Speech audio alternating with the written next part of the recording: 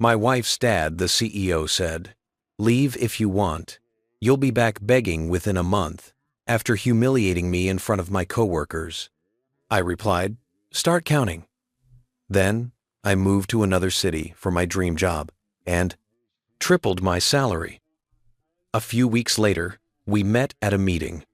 I'll never forget the weight of silence.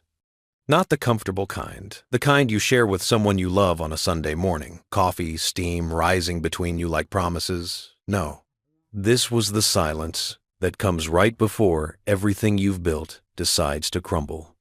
The kind that sits heavy in your chest, that makes the air taste like copper and regret. It was a Tuesday, late March, the kind of evening where spring hasn't quite decided if it's ready to commit, so the air outside held that peculiar chill that makes you question whether you grabbed the right jacket. Inside the restaurant, though, everything was warm. Too warm. The kind of warmth that makes your collar feel tight and your smile feel false. Richard Kane sat across from me, cutting his steak with the precision of a man who'd spent 40 years making decisions that affected thousands of lives. My father-in-law, CEO of Kane Industries. The man whose daughter I'd married 3 years ago in a ceremony that cost more than my parents' house. The man who'd given a speech at our wedding about welcoming me to the family, while his eyes told a different story entirely. "So, David," he said, not looking up from his plate, "Melissa tells me you're still in that, what do you call it, junior management position?" My wife, his daughter, shifted beside me. I felt her hand find mine under the table. A small squeeze that said, "I'm sorry, and please don't, and I love you all at once." Melissa had her mother's kindness and her father's spine. It was one of the things I loved most about her. But even steel bends under enough pressure. "Mid-level operations manager," I corrected, keeping my voice steady. "I've been there 4 years now. Good company. Good people. Mid-level." Richard repeated the words like they tasted bad. At 32. The silence that followed wasn't a question. It was a judgment rendered. Sentenced, passed, case closed. "Richard." Melissa's mother, Catherine, touched his arm. Her voice had that gentle warning tone that comes from 3 decades of marriage. "David's doing well. They promoted him just last year." Promoted to middle management. Fascinating. Richard finally looked at me, and I saw it then. That particular expression I'd seen dozens of times in 3 years of family dinners, holiday gatherings, birthday parties. It wasn't quite contempt. It was worse. It was disappointment. Not the disappointed but proud of you kind. The disappointed and wondering why my daughter settled kind. I'd like to tell you I said something brilliant. That I defended myself with the kind of articulate fury that makes people stand and applaud. But the truth is, I just sat there, fork halfway to my mouth, feeling something cold settle in my stomach. "Dad," Melissa said, and her voice had an edge now. "Can we not do this tonight?" "Do what?" "I'm simply taking an interest in my son-in-law's career." "Is that not allowed?" If you've ever been in a conversation where every word is a trap, you know the feeling. Like walking through a minefield, where even silence might trigger an explosion. I set my fork down carefully. "I appreciate your interest, Richard. The position is challenging, but I enjoy it. The team I manage is... What's the salary?" He cut me off with the casual cruelty of someone who'd learned long ago that money was the most efficient weapon. "If you don't mind me asking." I did mind. God, I minded. But Melissa's hand was still in mine, and Catherine was looking at me with those apologetic eyes, and the restaurant was full of people who didn't need to hear this conversation get ugly. "It's comfortable," I said. "Comfortable." He smiled. It didn't reach his eyes. "You know what I told Melissa when she said she was going to marry you?" I said, "Sweetheart, love is lovely, but comfortable won't pay for the life you're used to." "Richard!" Catherine's voice was sharp now. "What?" "I'm being honest. David, you seem like a nice young man. You really do. But nice doesn't build dynasties. Nice doesn't create generational wealth. Nice doesn't... Dad, stop. Melissa pulled her hand from mine to grip the table edge. This is exactly why we don't come to these dinners anymore. Don't be dramatic. I'm simply pointing out that your husband, at his age, with his education, should be doing better. Much better. Unless... He paused, let the silence stretch just long enough to hurt. Unless he's simply not capable of better. There it was. The thing that had been lurking beneath every interaction for 3 years. Finally, dragged into the light. Not capable. Not good enough. Not worthy of his daughter. I should have stood up. Should have thrown my napkin down and walked out. Should have done a lot of things. Instead, I heard myself say, I'm working on a project right now that could change that. Why did I say it? Pride? Desperation? The desperate need to prove something to this man who'd never believed in me? Maybe all three. Maybe none. Maybe I was just tired of being looked at like I was a mistake his daughter had made that he was too polite to correct. A project. Richard's eyebrows rose. Do. Tell. Do. Do. Do. Tell. And I did. God help me, I did. I told him about the operational efficiency proposal I'd been developing. 6 months of research, analysis, late nights at the office, a comprehensive plan to streamline 3 departments, reduce redundancy, save the company millions annually while improving employee satisfaction and output. I told him about the metrics, the projections, the presentation I was preparing for the executive board. I told him everything. He listened, actually listened. And when I finished, he was nodding slowly, that same calculating look he probably wore in boardrooms when evaluating acquisition targets. Impressive, he said, and for just a moment, I thought maybe, I'd finally broken through. Who's your CEO? I know him. I'll put in a word. Really? The hope in my voice made me hate myself a little. Of course. Can't have my son-in-law languishing in middle management forever. Bad for the family image. He smiled. Email me the details. Tomorrow. I'll make some calls. Melissa was staring at her father with something between suspicion and cautious optimism. Catherine looked relieved. And me? I felt like I'd just won something. Finally, after 3 years of polite contempt, I'd earned Richard Kane's respect. If you've ever been betrayed, you'll know there's a moment right before it happens where everything feels possible, where you let your guard down just enough to hope, where you believe that maybe, just maybe, things are going to be okay. I bought dinner that night, insisted on it. Richard tried to argue, but I'd already handed my card to the waiter. It was a small thing, meaningless really, but it felt like taking back some dignity, some power.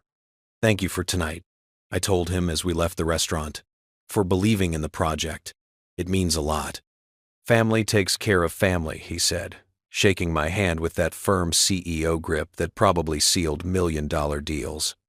Send me that email first thing tomorrow. I sent it at 6 a.m. the next morning. Every detail, every projection, every piece of research I'd compiled.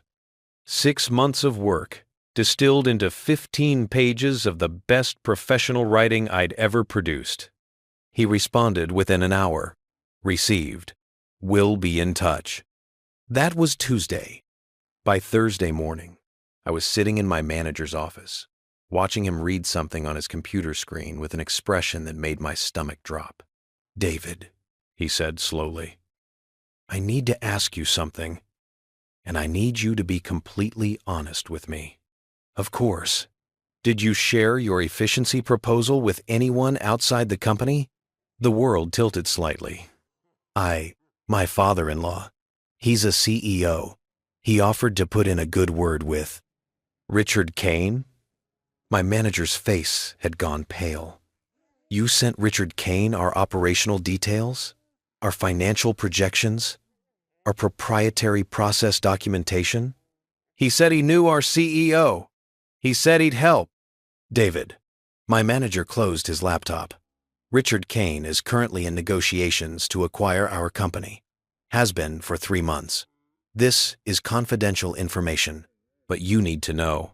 You just handed our competitor detailed intelligence on our operational vulnerabilities. I stopped breathing. I want to tell you that it couldn't have been that bad, that there was some misunderstanding, that Richard Kane, family man, father to my wife, wouldn't have deliberately manipulated his son-in-law into corporate espionage. But my manager's face told me everything I needed to know. The executive team is meeting this afternoon, he continued. I'm required to report this. I don't. David, I don't think I can protect you from this. I drove home in a daze. Called Melissa. She didn't answer. Sent her a text. Need to talk. It's important. She responded with, at my parents'. Dad's here for lunch. Join us? Of course he was. When I walked into my in-laws' house, the house I'd been welcomed into 3 years ago, the house where I'd carved turkey at Thanksgiving and wrapped Christmas presents and pretended to be part of a family that had never quite accepted me, Richard was sitting at the head of the dining table, reading the newspaper. He looked up when I entered, smiled. David, Melissa said you were coming by. Perfect timing.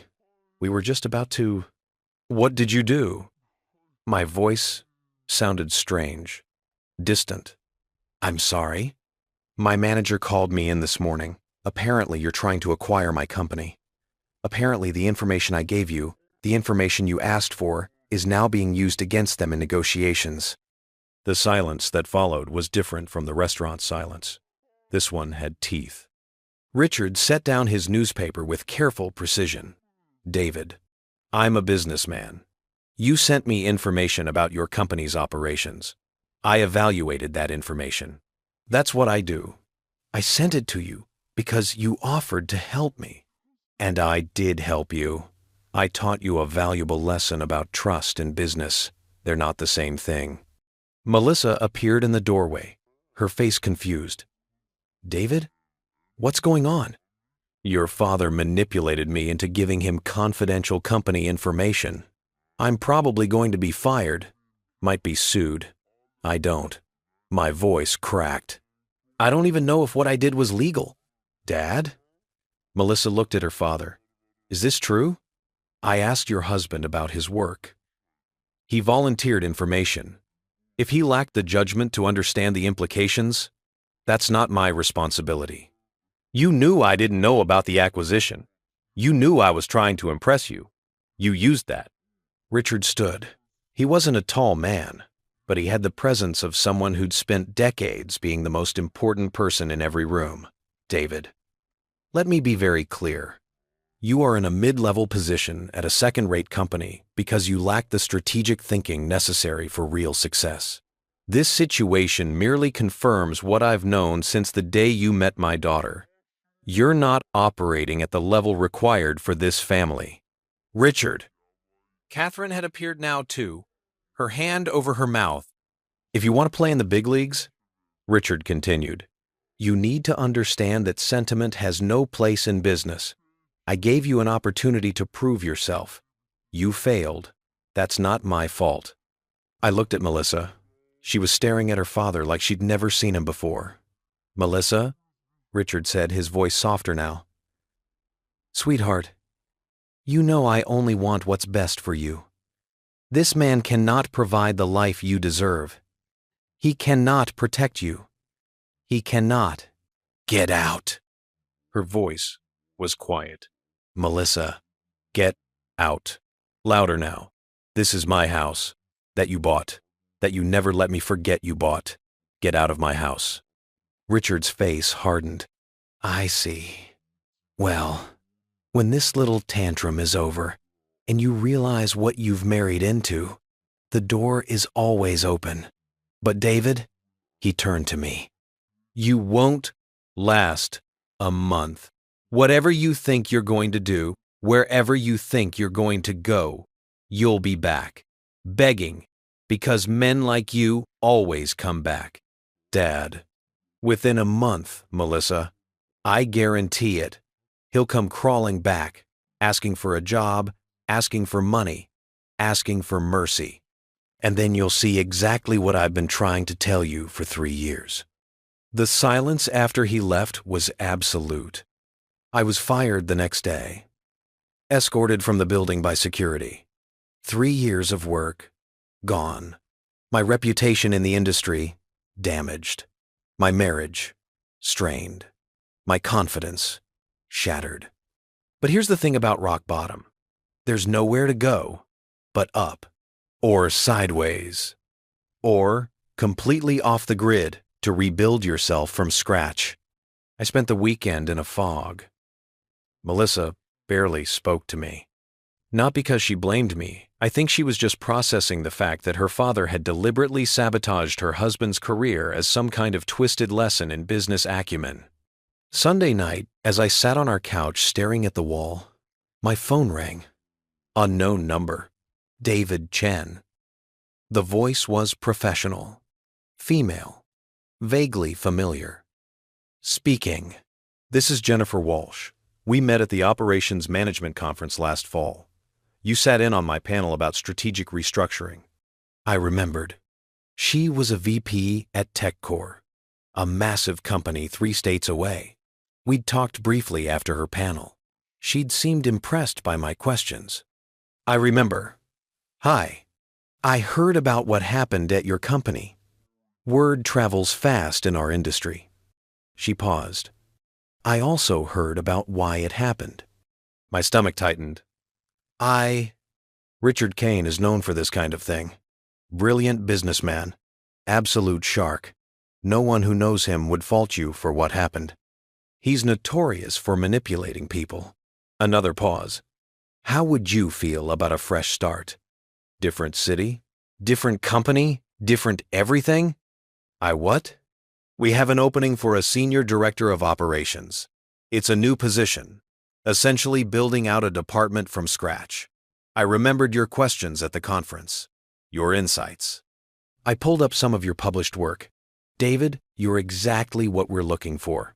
And frankly, I'd rather hire someone I know Richard Kane sees as a threat than someone he approved of. The words weren't computing. I was just fired. For being manipulated by one of the most ruthless CEOs in the industry. Not exactly a black mark from where I'm sitting. She named a salary. I almost dropped the phone. It was 3 times what I'd been making.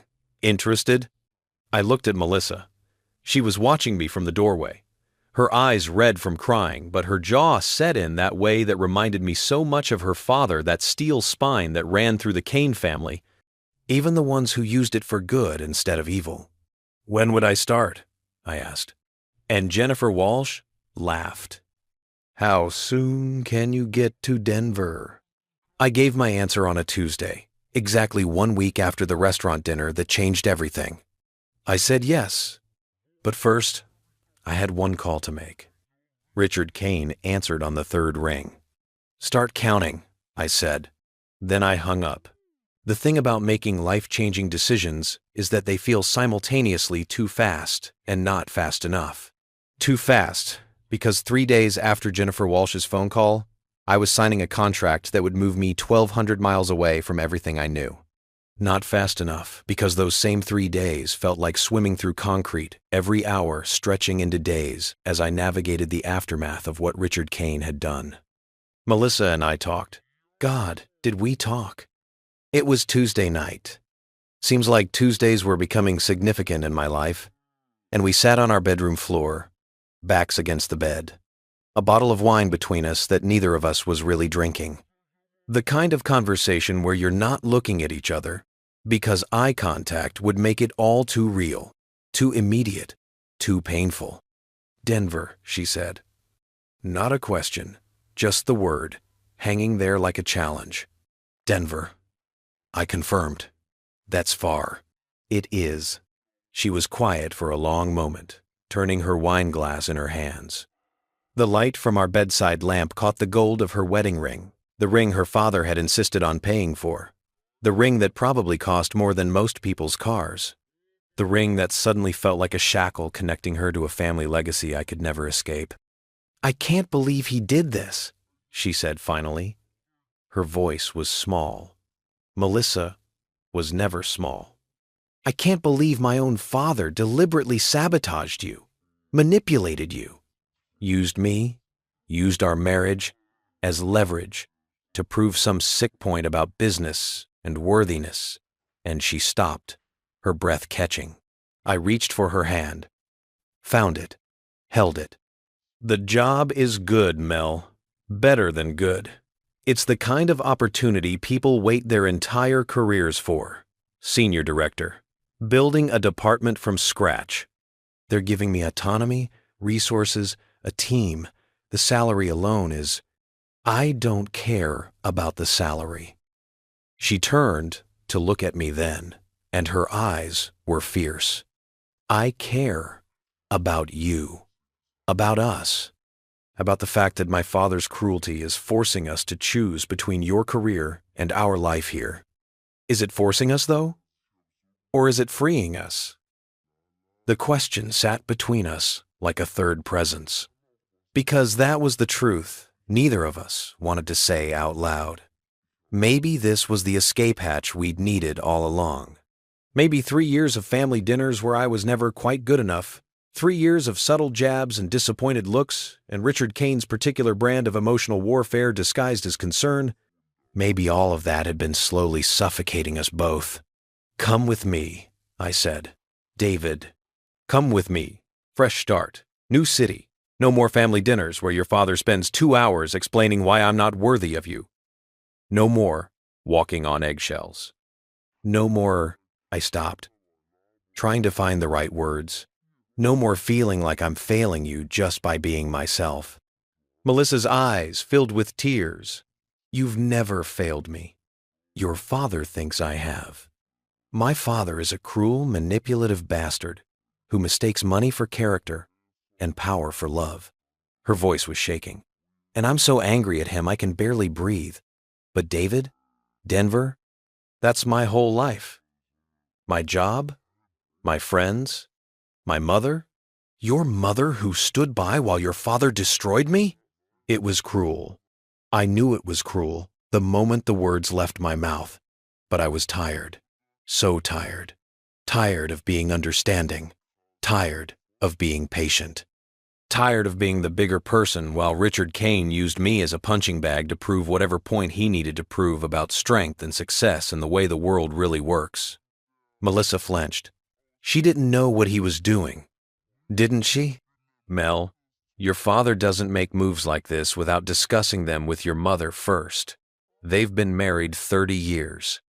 You really think she had no idea he was planning to acquire my company? That he was setting me up?" The silence that followed was terrible.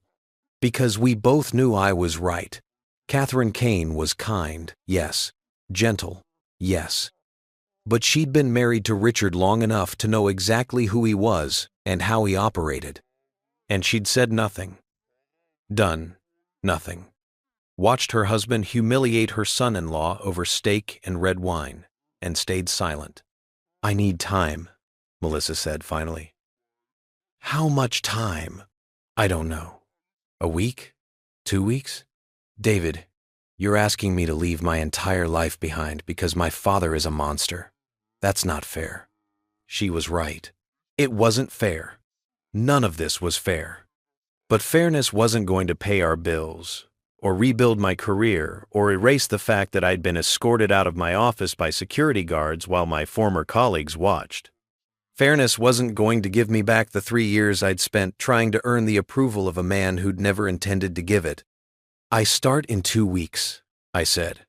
"Jennifer needs me in Denver to begin the transition, to meet the team, learn the systems, start building the department structure." I squeezed her hand. "I'm going, Mel. With you or without you, I'm going. Because if I stay here, in this city, with your father's shadow over everything, I'll never be more than the man who wasn't good enough for Richard Kane's daughter." "Is that what you think? That you're not good enough for me?" "I think your father made sure everyone else thinks it. and I'm tired of trying to prove otherwise. We didn't sleep much that night. We held each other, we cried, we talked in circles until the words lost meaning and only the feeling remained, that terrible, aching feeling of something precious slipping through our fingers while we desperately tried to hold on. By morning, we'd made a decision. Temporary separation. I'd go to Denver, start the job, get settled. Melissa would stay for a month, wrap up her projects at work, think about what she wanted. Then we'd revisit, talk, decide together whether this marriage could survive being transplanted to new soil or whether Richard Kane's poison had already killed it from the roots. It wasn't the answer either of us wanted, but it was the answer we could live with, for now. The next week was a blur of logistics and goodbyes that felt more like endings than see you soons. I packed. Not everything that would have felt too permanent, too much, like admitting defeat. Just enough. Clothes, laptop, the essentials. 2 suitcases and a carry-on, like I was going on an extended business trip rather than potentially uprooting my entire existence. Melissa helped. We didn't talk much, just moved through the apartment in that synchronized way couples develop after years together. She'd hand me a shirt, I'd fold it. She'd pack my toiletries, I'd organize my shoes. A domestic dance we'd performed 1,000 times, now waited with the knowledge that it might be the last time. I called my parents, told them I was taking a job in Denver. My mother cried. My father, a high school teacher who'd worked the same job for 30 years and found nobility in consistency, asked careful questions about the contract, the benefits, the long-term prospects. Neither of them mentioned Richard Kane, but I could hear the unspoken relief in their voices that I was finally escaping his orbit. I didn't tell my former colleagues where I was going, partially because I was still angry at them, at the company, at the whole situation, but mostly because I didn't want Richard to know. Not yet. Let him think I was scrambling for whatever scraps I could find in the local market. Let him believe his prophecy about me coming back begging within a month. The satisfaction I'd get from proving him wrong would taste sweeter if he wasn't expecting it. My last night in the apartment, Melissa and I ordered Chinese food from the place down the street where we'd had our first date. Sweet and sour chicken, vegetable lo mein, spring rolls. We ate on the couch, watching some forgettable movie neither of us paid attention to. Her head on my shoulder, my arm around her waist. "I love you," she said during a commercial break. "I love you too. This isn't the end. You know that, right? This is just a pause, a break, a chance for both of us to figure out who we are when we're not performing for my family." I wanted to believe her. God, I wanted to believe her. But I'd learned something in the past 2 weeks. Believing in things doesn't make them true. Hope doesn't protect you from betrayal. Love doesn't insulate you from cruelty. Sometimes the only thing you can do is move forward and see what breaks and what bends and what against all odds might actually survive. The flight to Denver was early, my 6 a.m. departure, which meant leaving the apartment at 4:30, which meant Melissa and I stood in the darkness of our building's entrance, my luggage at our feet, neither of us quite ready to say the words that would make this real. "Call me when you land," she said. "I will. And when you get to the apartment, and after your first day, and," her voice broke, "just call me, okay?" "Okay." She kissed me then. Not the passionate kiss of lovers about to be separated, but something softer, something that tasted like goodbye and maybe and I'm sorry all mixed together. "Prove him wrong," she whispered against my lips. "Prove my father wrong. About everything." "I will." "I know." The Uber driver loaded my bags. I got in the back seat. Melissa stood on the curb, wrapped in my college sweatshirt, her arms around herself like she was trying to hold something together that wanted to fall apart. I watched her in the rearview mirror until we turned the corner and she disappeared. If you've ever left someone you love, you know that moment. That terrible moment when distance becomes real, when metaphorical separation becomes physical absence, when the life you had starts becoming the life you used to have. I didn't cry until we were on the highway. The driver, bless him, said nothing, just turned up the radio slightly and kept his eyes on the road while I fell apart in his back seat. Denver greeted me with sunshine. Cruel, really. I'd expected rain, clouds, some pathetic fallacy weather to match my emotional state.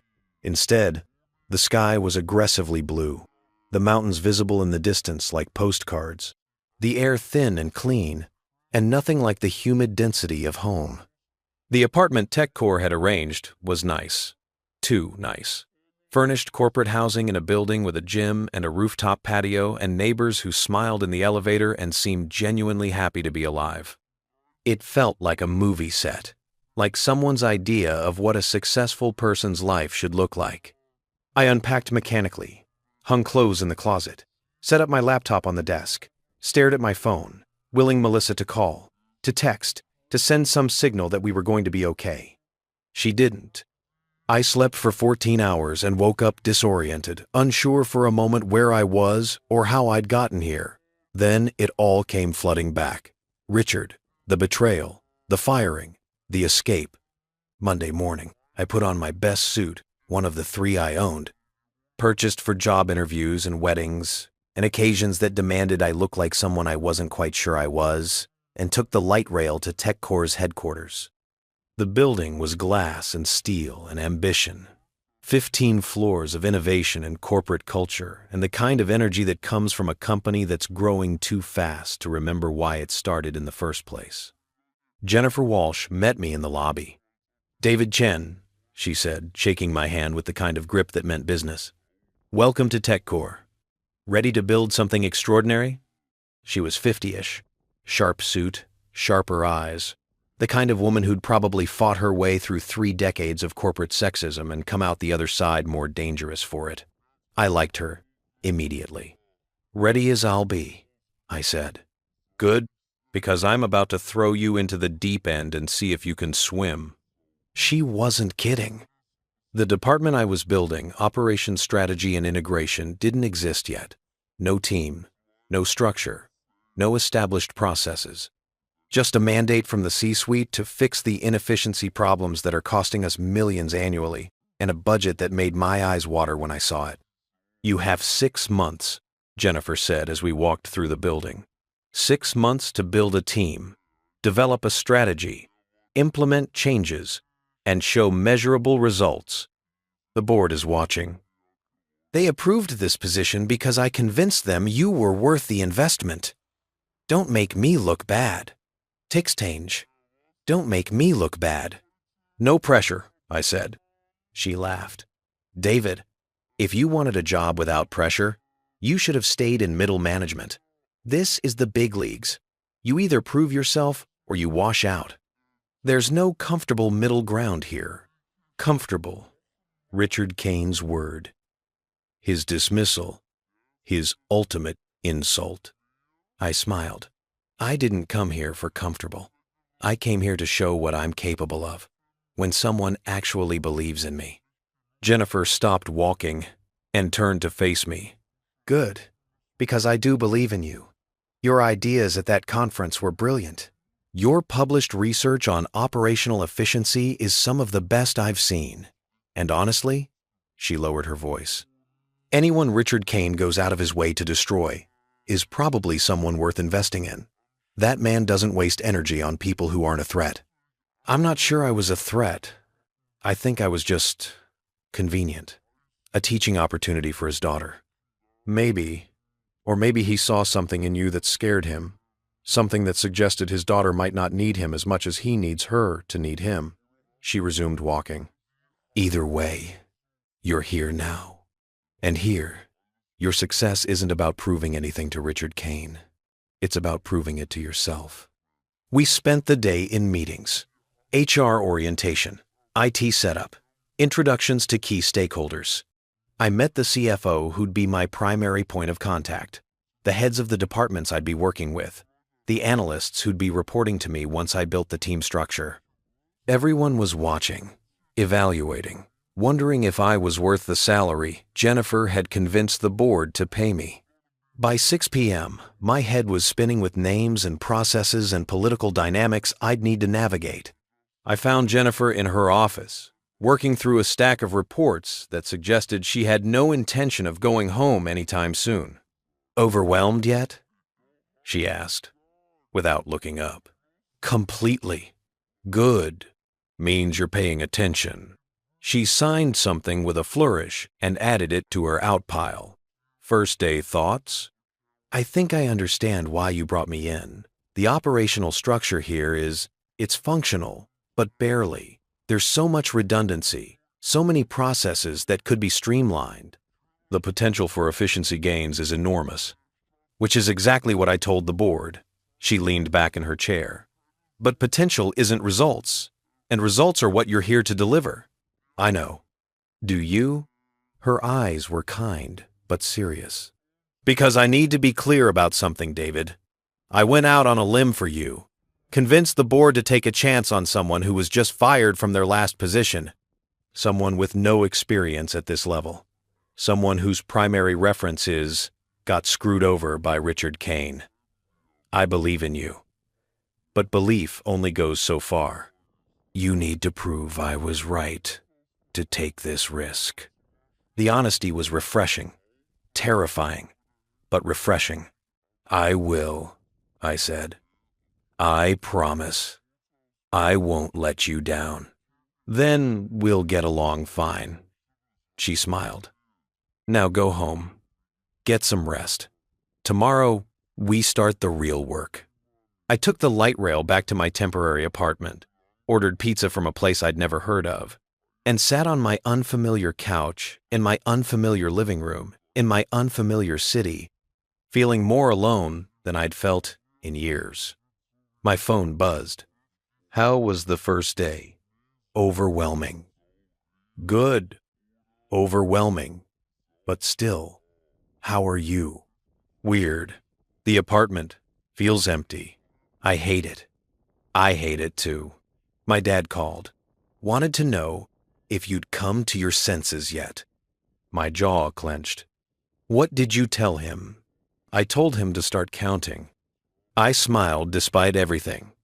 Despite the distance, despite the uncertainty, despite the very real possibility that this separation might become permanent. Because she'd used my words, my defiance, my refusal to let Richard Kane's prophecy become reality. I love you. I love you too. Make them see it, David. Make them all see what I've always known, that you're extraordinary. I fell asleep on the couch that night, phone in hand, Melissa's words echoing in my head like a promise I intended to keep. 28 days until Richard Kane expected me to come crawling back. 28 days to prove him wrong. The counting had begun. There's a specific kind of loneliness that comes from being surrounded by people who don't know you yet. My second week in Denver, I sat in a conference room with 12 candidates for my newly forming operations strategy team and felt it acutely, that particular isolation of being the new person, the unproven person, the person everyone was being polite to, while privately wondering if I'd crash and burn. The candidates were impressive. Too impressive.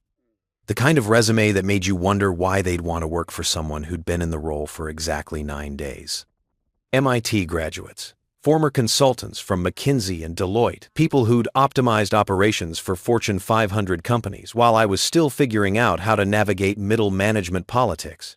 Tell me why you're here, I said to the woman sitting directly across from me. Her name was Sarah Chen, no relation, and her resume read like a greatest hits album of corporate success. You could work anywhere. Why TechCore? Why this role? Why me? She didn't hesitate. Because Jennifer Walsh doesn't make bad bets. And because anyone who can survive being strategically destroyed by Richard Kane and come out the other side with a better position is someone I want to learn from. The room went quiet. So Jennifer had told them, or they'd researched me, or most likely the story had already spread through the industry grapevine that moves at the speed of gossip and schadenfreude. Richard Kane didn't destroy me, I said carefully. He tried. There's a difference. Exactly. Sarah leaned forward.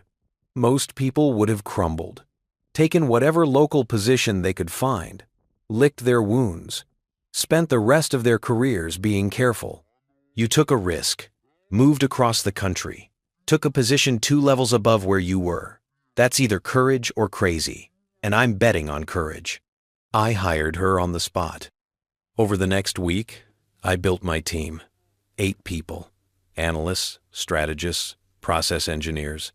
Each one chosen not just for their skills but for their hunger, that particular combination of ambition and frustration that comes from being underutilized, from knowing you're capable of more but never being given the chance. We were a department of misfits and second chances. People who'd been overlooked, passed over, told they weren't ready. People who had something to prove. Just like me. Our first real meeting was on a Friday. I'd booked the largest conference room, ordered coffee and bagels, and prepared a presentation that I'd stayed up until 3 a.m. perfecting. The team filed in, chatting amongst themselves, forming those tentative early bonds that either solidify into real connection or fragment into office politics. I watched them, these 8 people whose careers I now held partial responsibility for, and felt the weight of it settle into my chest. Jennifer had said I had 6 months to show results. 6 months to prove this department was worth the investment. 6 months to justify not just my salary, but theirs. The resources. The faith. No pressure. Okay, I said, and the room quieted. Before we get into the operational analysis and strategic planning and all the things you were hired to do, I want to tell you a story. Sarah raised an eyebrow. Is this the Richard Kane story? Because I've already heard 3 versions. Then you can compare notes. I smiled, but it felt tight. 3 months ago, I was in middle management at a company I genuinely liked. Good people, good culture, steady work. I'd been developing an operational efficiency proposal, 6 months of research, the kind of comprehensive analysis I'd always wanted the chance to do. I walked them through it. The dinner. The manipulation, the betrayal, the firing, the call from Jennifer. Every detail that still made my stomach clench when I thought about it too long. I'm telling you this, I said when I finished, because I want you to understand something about this department, about this team, about what we're building here. We're not here to be comfortable. We're not here to maintain the status quo. We're here to prove that the people who overlooked us, who underestimated us, who thought we weren't ready, they were wrong. The room was silent. Jennifer gave me 6 months. I'm giving us 4. 4 months to completely revolutionize how TechCore operates. 4 months to save this company millions while improving employee satisfaction and output. 4 months to show results that are so undeniable, so impressive, that when people look back at this moment, they'll wonder how TechCore ever functioned without us. That's ambitious, someone said. James, I think, an analyst from Georgia with a degree in industrial engineering and a reputation for brutal honesty. It is, I agreed. It's also necessary, because here's what I learned from Richard Kane, the one valuable thing that came from that nightmare. People will believe what you show them, not what you tell them, not what you promise, what you demonstrate. So, we're going to demonstrate. Loudly, clearly, undeniably. What's the plan? Sarah asked. I pulled up the first slide of my presentation. I'm glad you asked. The next 3 weeks were a masterclass in controlled chaos. We divided into sub-teams. Sarah led the workflow analysis group, mapping every process across 3 departments with the kind of obsessive detail that would make forensic accountants proud. James headed up the data analytics team, building models to identify redundancies and inefficiencies. The rest of the team split between stakeholder interviews, process documentation, and competitive analysis.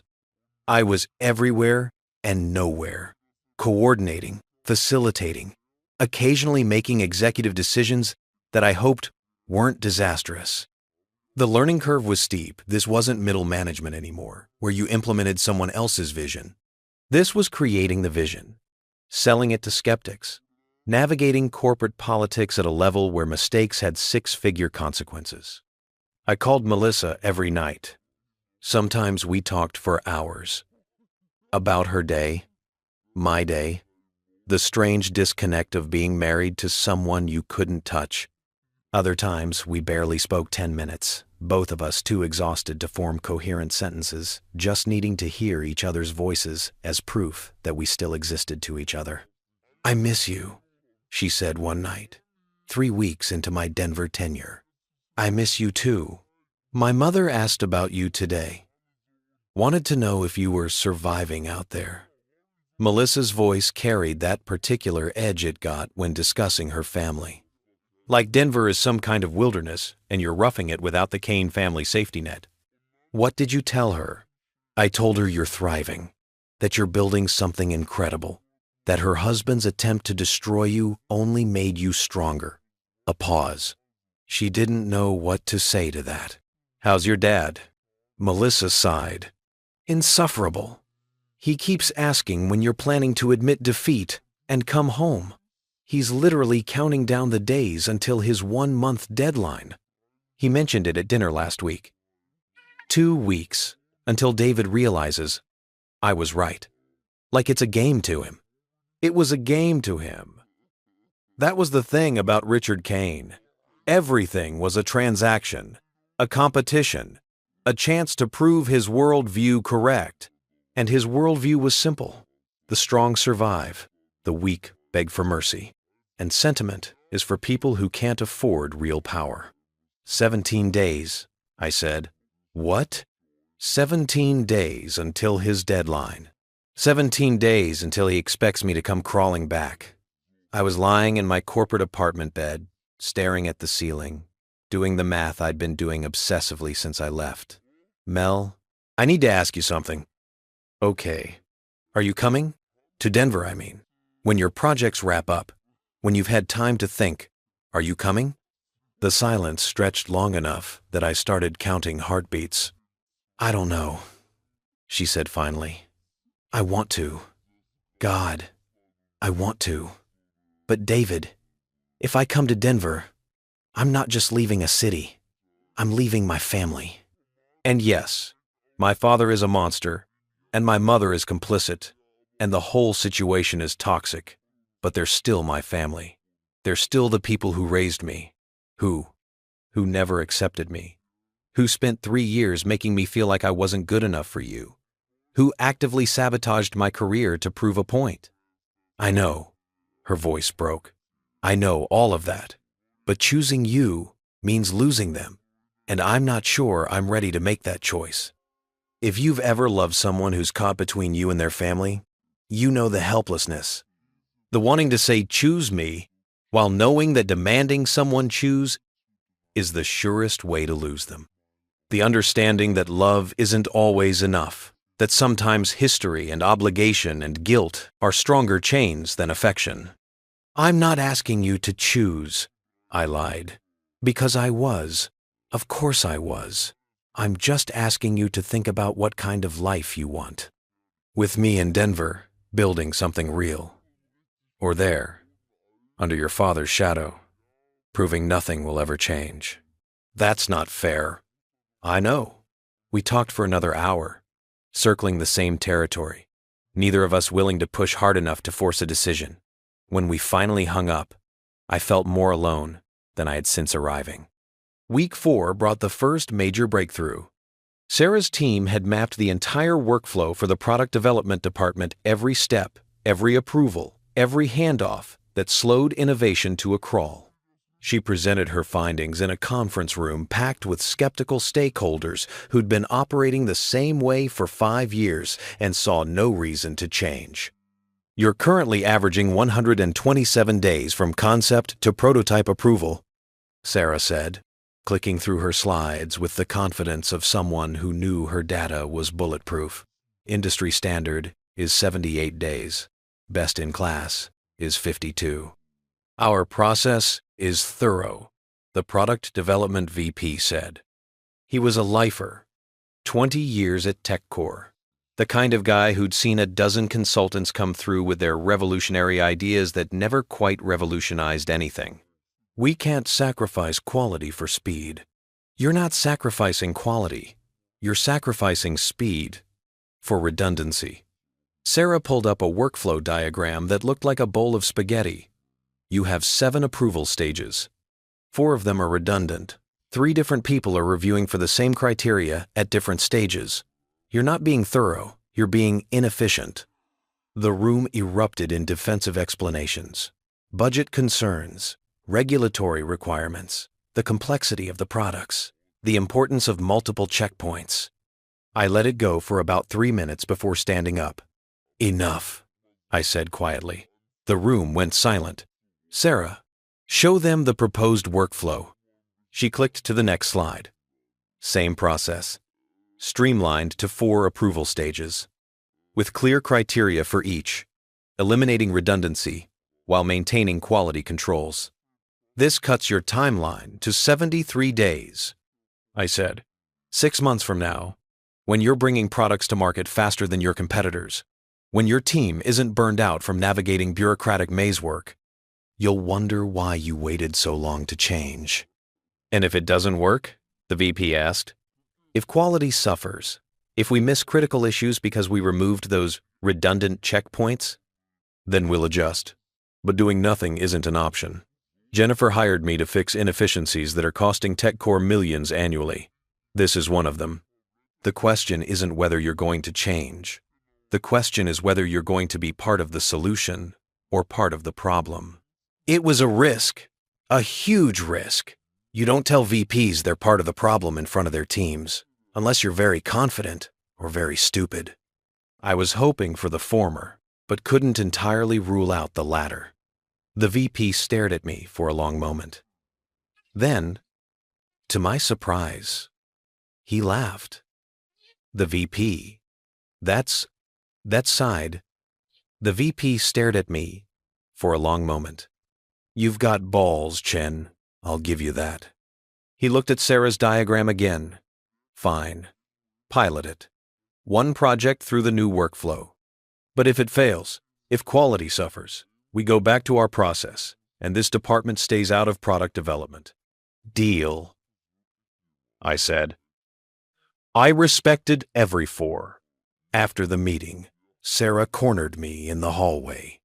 That was either brilliant or career suicide, she said. Probably both. I was running on adrenaline and 3 hours of sleep and the desperate need to prove something. But we can't be timid. Timid doesn't get results. Timid doesn't justify our budget.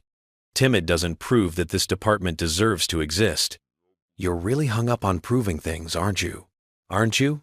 She considered this. Fair point. But David, you know the whole team is watching you, right? Trying to figure out if you're the real deal or if you're going to flame out. There's a betting pool. A betting pool. On whether you make it past the 6-month mark. Odds are currently 60-40 inches your favor, if that helps. It didn't. But it was information. What did you bet? I asked. Sarah smiled. I took the under on 6 months. Meaning you think I'll fail.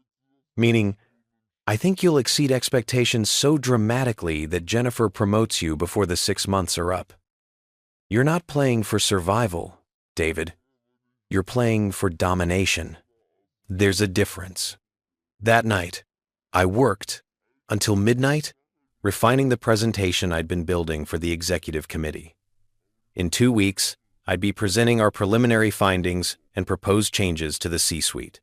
2 weeks to prove this department was worth the investment. 2 weeks, coincidentally, before Richard Kane's 1-month deadline. My phone buzzed. Unknown number. I almost didn't answer. Then curiosity got the better of me. David Chen. David. The voice was familiar in the worst way. It's Richard. My hand tightened on the phone. How did you get this number? Please. I'm a CEO. I can get any number I want. He sounded amused. I'm calling to see how you're doing. I know it's been a few weeks since you left. Wanted to check in. I'm fine. Are you? Because I've heard some interesting things about a new job. Denver, quite the step up from middle management. TechCore, is it? So he knew. Of course he knew. Richard Kane made it his business to know things. What do you want, Richard? Want? Nothing. I'm simply reaching out as family. You're still married to my daughter, after all. That makes us family, whether you like it or not. He paused. I'll be honest, David. I'm impressed. Running away to another city, taking a job you're not qualified for, playing pretend at the big leagues. It takes a certain kind of delusion or desperation. I'm neither delusional nor desperate. No? Then why did Jennifer Walsh have to call in 3 favors to convince her board to hire you? Why did she have to personally guarantee your performance? Do you have any idea how much pressure you're under? How spectacular your failure will be? When, not if, when you crash. You sound worried. Richard laughed. Worried? About you? David? I'm many things, but worried about your career prospects isn't one of them. I'm simply calling to remind you that pride is expensive. Very expensive. And when you've burned through whatever goodwill Jennifer Walsh extended you, when TechCore realizes they made a mistake, when you're looking for your next position and find that doors are mysteriously closed, well, I'll still be here. We're family, after all. We're not family. We're related by marriage. There's a difference. Is there? Asked Melissa. Ask her what it's like to choose between her husband and her blood. Ask her what it's like to watch you implode from 1,200 miles away, knowing she could have prevented all this if she'd just married someone appropriate. Don't use Melissa as leverage. I'm not using her as anything. I'm simply pointing out reality. You have what, 10 days left on our little wager? 10 days before you're supposed to come crawling back, begging for help? I'm starting to think you might actually be stupid enough to wait out the full month before admitting defeat. That's fine. I'm a patient man. I won't be coming back, Richard. Not in 10 days. Not ever. We'll see. He sounded supremely confident. Enjoy your little adventure in Colorado, David. Try not to burn too many bridges on your way down. You might need them. He hung up before I could respond. I sat there, phone in hand, anger coursing through me like electricity. He was in my head, still. Even 1,200 miles away, Richard Kane was in my head, making me doubt, making me question, making me feel like that inadequate middle manager who'd never be good enough for his daughter. I pulled up my presentation, looked at the data, the projections, the comprehensive strategy my team had built in less than a month. Then I looked at my calendar. 10 days until Richard's deadline. 14 days until my presentation to the executive committee. Both dates circled in red, like appointments with destiny. I added a third date, 2 weeks after the exec presentation, circled it in red, wrote next to it, the day Richard Kane realizes he was wrong. Then I got back to work. The next morning, I called an all-hands meeting with my team. Change of plans, I announced. We're accelerating the timeline. I want the full operational efficiency proposal ready in 2 weeks instead of 4. That's insane, James said. We're already working 16-hour days. I know, and I'm asking you to work harder. Not because I'm a sadist, because we have an opportunity to make a statement. A big statement. The kind of statement that defines careers. I looked at each of them. I'm not going to lie. This will be brutal. You'll hate me by the end of it. But you'll also have built something extraordinary. Something you can point to for the rest of your career as proof of what you're capable of when someone actually believes in you. Sarah was watching me carefully. This is about proving something to Richard Kane, isn't it? It's about proving something to ourselves. Richard Kane is just the audience. The team looked at each other. Some silent communication passed between them that I wasn't privy to. That unspoken consensus that teams either reach or don't. Fine, Sarah said.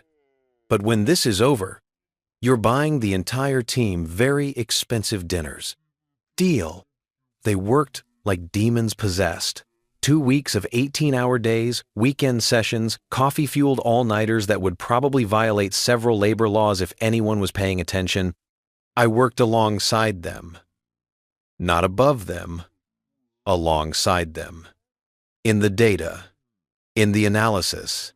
In the grinding detail work that separates good strategy from great strategy. Melissa called less frequently. When we did talk, the conversations were shorter, more strained. The distance wasn't just physical anymore. I need to decide, she said one night, 8 days before Richard's deadline. About Denver, about us, about everything. I know. I love you. I love you too. But Mel, I stopped, trying to find words for something I wasn't sure I wanted to say. Love might not be enough. Not if you can't let go of your family.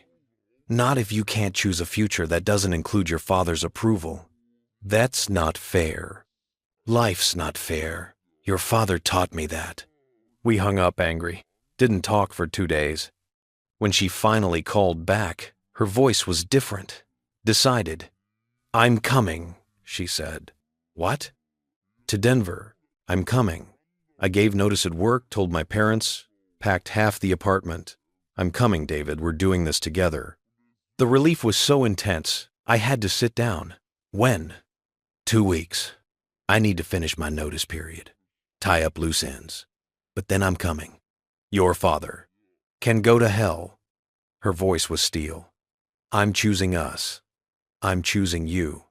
I'm choosing a life where I'm not constantly defending my husband to people who should love him because I love him. I'm done, David. I'm done with all of it. I wanted to tell her I loved her. Wanted to tell her this was the right choice. Wanted to express the hope and fear and desperate relief flooding through me. Instead, I said, 2 weeks from now is the day after my executive presentation. I know, I timed it that way.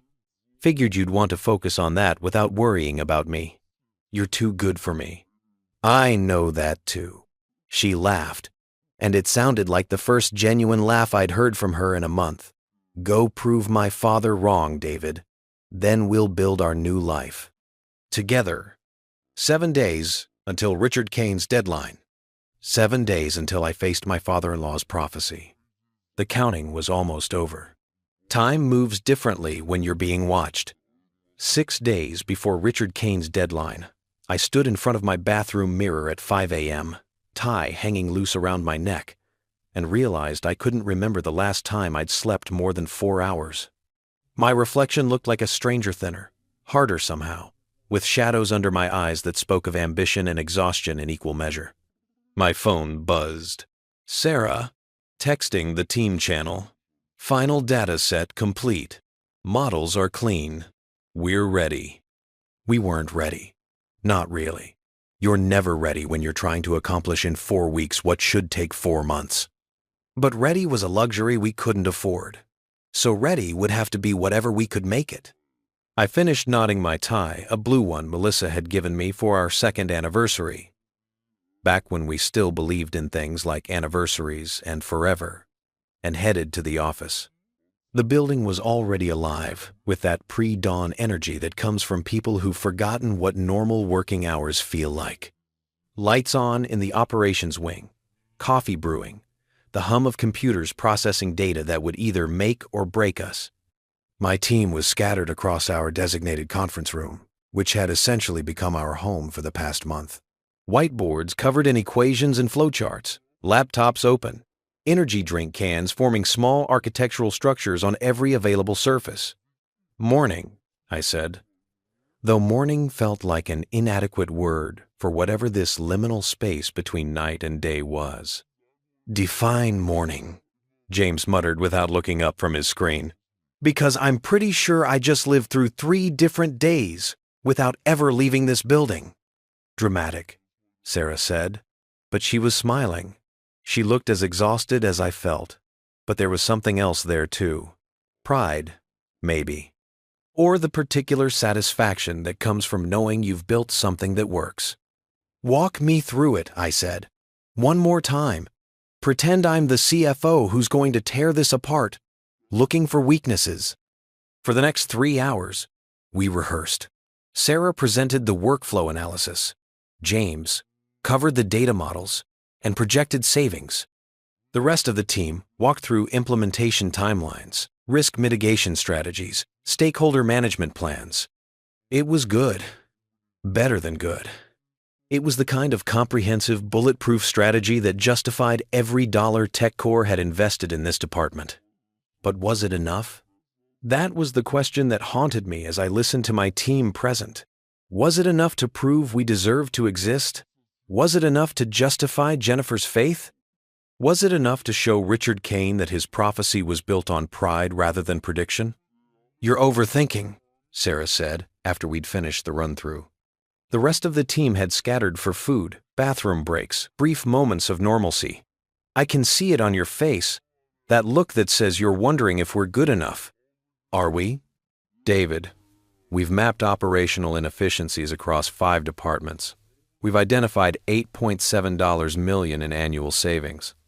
We've built implementation plans that maintain quality while improving speed. We've done in 1 month what most consulting firms take 6 months to do." She leaned back in her chair. "Stop asking if we're good enough and start believing we're exceptional. Belief doesn't save you from failure. I know. You've said it 1,000 times." She stood up, walked to the whiteboard where we'd been tracking our progress. "But you know what? Neither does fear. You can be terrified of failing or confident in succeeding. And either way, the result is going to be what it's going to be. The data doesn't care about your emotional state." She was right. Of course she was right. But knowing something intellectually and believing it emotionally are different countries that don't always share a border. 5 days, I said. Until Richard Kane expects me to come crawling back. 5 days until his 1-month deadline. Sarah studied me for a moment. "You know the deadline is arbitrary, right? You know that whether you win or lose, this imaginary bet doesn't actually matter in the real world? Tell that to my father-in-law. Your father-in-law is a narcissistic bully who gets off on making people feel small. The opinion of someone like that shouldn't matter to you, but it does. The admission cost something. It matters because he made it matter. Because he spent 3 years making me feel inadequate, and then he engineered my firing to prove he was right. And now, I stopped. Now I need him to be wrong. Not for him, for me. I need to know that I'm more than his assessment of me." "You are. Prove it." Sarah smiled. "That's what the presentation is for." 4 days before the deadline, Jennifer called me into her office. I'd been expecting this. The check-in, the "how are you really doing" conversation that executives have with risky hires when they start wondering if they've made a terrible mistake. Her office was on the 14th floor, all glass and city views and the kind of furniture that cost more than my first car. She was on the phone when I arrived, gesturing for me to sit while she wrapped up a conversation that involved phrases like unacceptable margins and board expectations. When she hung up, she looked tired. Not the same kind of tired I was. Hers was the exhaustion of carrying responsibility for thousands of employees, billions in revenue, shareholders who expected magic quarter after quarter. "David," she said, "talk to me. Real talk. How are we doing?" "We're ready." "I didn't ask if you were ready. I asked how you're doing." The distinction mattered. "I'm terrified," I admitted. Terrified that I've pushed my team too hard. Terrified that I've overpromised. Terrified that you took a chance on me, and I'm going to prove Richard Kane right that I'm not capable of operating at this level. Jennifer nodded slowly. "Good. Good? Fear means you understand the stakes. The executives I worry about are the ones who walk into high-pressure situations convinced they can't fail. That's when you get disasters." She stood, walked to her window. Denver spread out below us. Mountains in the distance. The city waking up to possibilities. But David, I need you to channel that fear into fuel, not paralysis. Because here's what's happening. The board is watching this department closely. Some of them never believed we needed it. They see operation strategy as consulting firm work, something you contract out, not build internally. I didn't know that. I didn't tell you because I didn't want you operating under that pressure. But we're past the point where protection serves you. She turned to face me. Your presentation to the executive committee isn't just about showing results. It's about justifying this department's existence. If you don't wow them, if you don't demonstrate clear, measurable value, they'll shut us down and outsource the work. But, in quote, the weight of it settled into my chest like stones. So no pressure, I said. Exactly the amount of pressure you should be feeling. She smiled, but it was edged with something harder. I believe in you. I believe in the team you've built. But belief only goes so far. Now, you need to prove it. There was that word again, prove. My entire life in Denver had become an exercise in proving things. Proving Richard wrong. Proving Jennifer right. Proving to myself that I was more than the sum of my failures. We'll deliver, I said. I know you will. Because the alternative isn't an option. She sat back down. Now, separate question. How are you? Personally, I know Melissa is still in the other city. I know the Richard Kane situation is messy. I need to know you're holding it together. Melissa's coming to Denver in a week and a half. That's good news. It is, but it also means she's choosing me over her family, over her father. And if I fail, if this presentation bombs, if the department gets shut down, if I prove Richard right, then she'll have sacrificed her relationship with her family for nothing. That's a lot of weight to carry. It's the weight I signed up for. Jennifer studied me for a long moment. David, can I tell you something off the record? Of course. Richard Kane is a brilliant businessman and a terrible human being. I've known him for 15 years, done deals with him, competed against him, watched him operate. And the thing about Richard is that he mistakes cruelty for strength.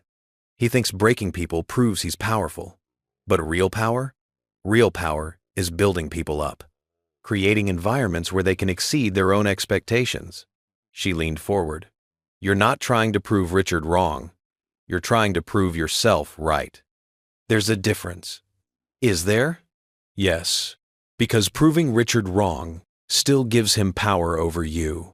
Proving yourself right takes that power back. The words landed like truth. 3 days before the deadline, the first crack appeared. James found an error in one of our data models. Small, barely significant. The kind of thing that wouldn't matter in any normal circumstance. But these weren't normal circumstances.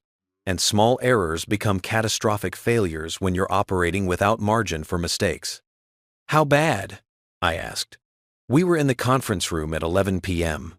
Just the two of us. Everyone else having finally gone home at my insistence. Bad enough that we need to rerun the entire financial projection model, which means another all-nighter, which means we might not have clean numbers for the presentation. He looked worse than I'd ever seen him. David, I'm sorry. I should have caught this earlier. Stop. We all missed it. That's why we review. That's why we check and double-check and obsess over details. I pulled up the model on my laptop. Can we fix it? Yes, but it'll take time we don't have. Then we'll make time. We worked until 4 a.m., reran every calculation, verified every assumption, stress-tested every projection, until we were both seeing numbers in our sleep. By the time the sun started painting the sky that particular shade of pre-dawn gray, we had clean data. I sent James home, stayed at my desk, stared at the presentation for what felt like hours, making tiny adjustments that probably didn't matter, but felt necessary anyway. My phone buzzed. Melissa. Can't sleep. Thinking about you. 3 more days until the big deadline. How are you feeling? Tired, terrified, determined, the usual. My dad mentioned it again at dinner tonight. Said he's looking forward to welcoming you back to reality when the month is up. I told him the only thing happening in 3 days is him realizing he was wrong.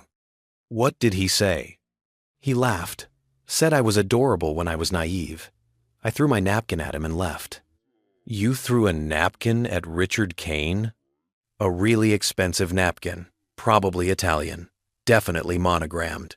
He was not amused. Despite everything, the exhaustion, the pressure, the fear, I smiled. Me?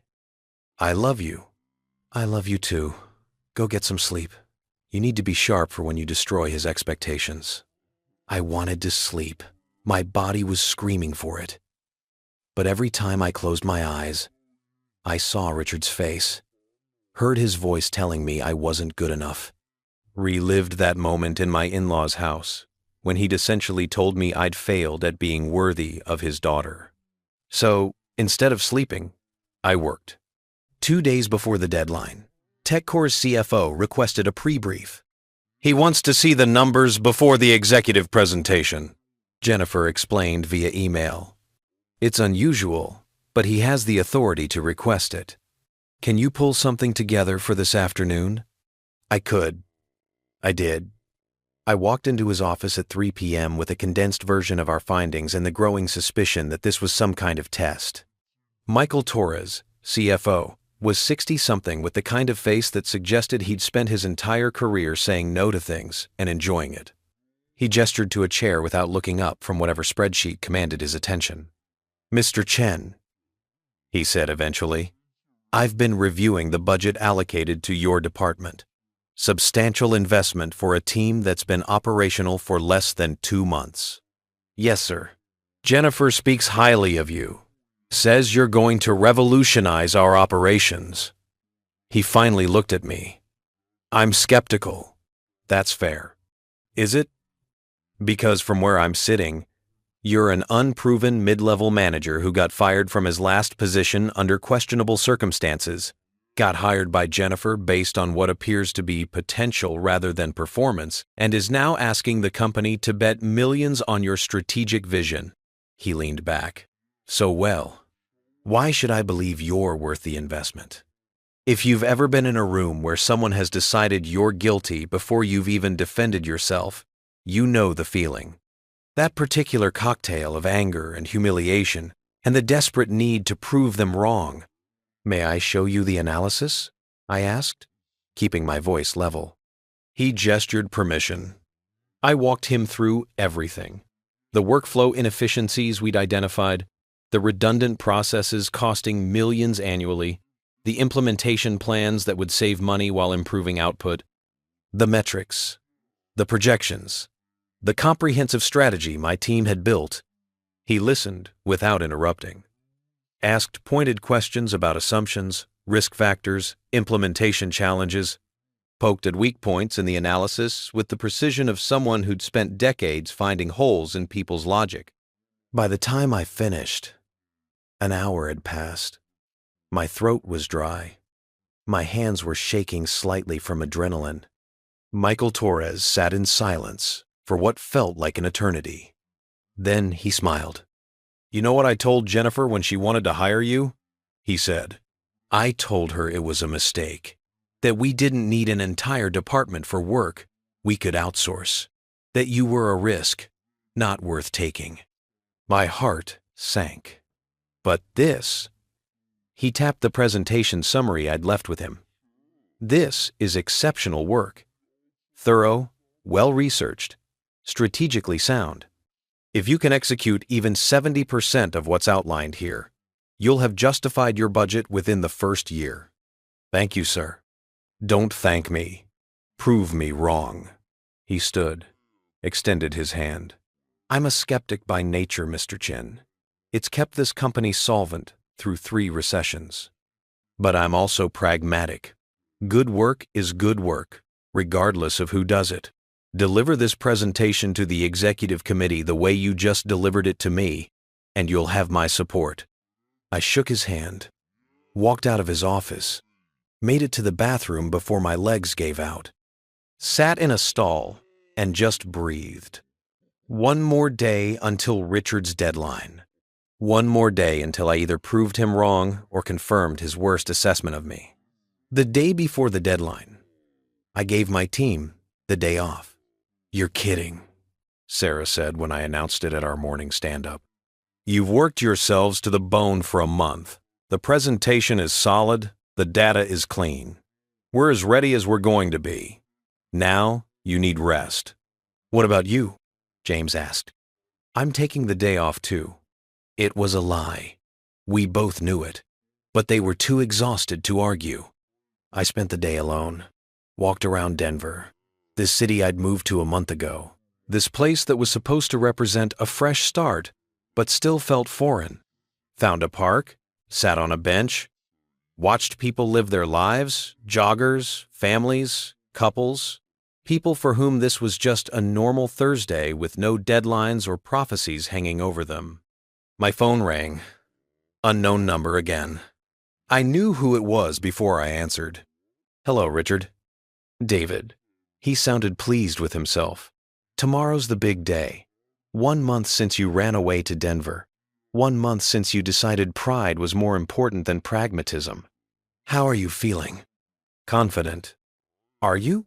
"Because I've been hearing things. About TechCore. About budget concerns. About a certain new department that's on shaky ground with the board."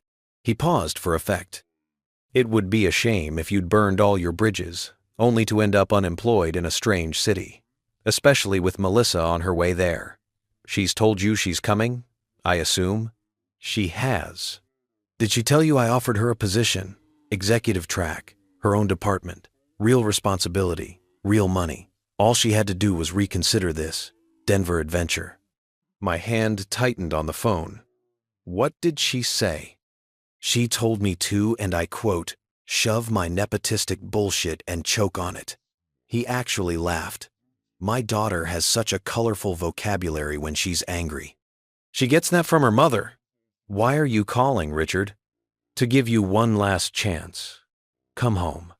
I'll find you a position. Not at my company, that would be awkward, but somewhere appropriate. Middle management, something safe, something that matches your actual skill level. Melissa stays happy. I maintain my relationship with my daughter. You get to keep some dignity. Everyone wins. Except I'd be admitting you were right, that I can't make it on my own, that I need Richard Kane to save me. Is that so terrible? Knowing your limitations is a strength, not a weakness." I stood up from the bench, started walking. Needed to move, needed motion to match the anger building in my chest. "You want to know what I've learned in the past month, Richard? I've learned that the only limitations I have are the ones I accept. You spent 3 years telling me I wasn't good enough, wasn't smart enough, wasn't worthy of your daughter, and I believed you. I internalized it. I made it my truth. I was walking faster now, words spilling out. But you know what? You were wrong. About me. About what I'm capable of. About everything. We'll see about that tomorrow, won't we?" "Yes, we will.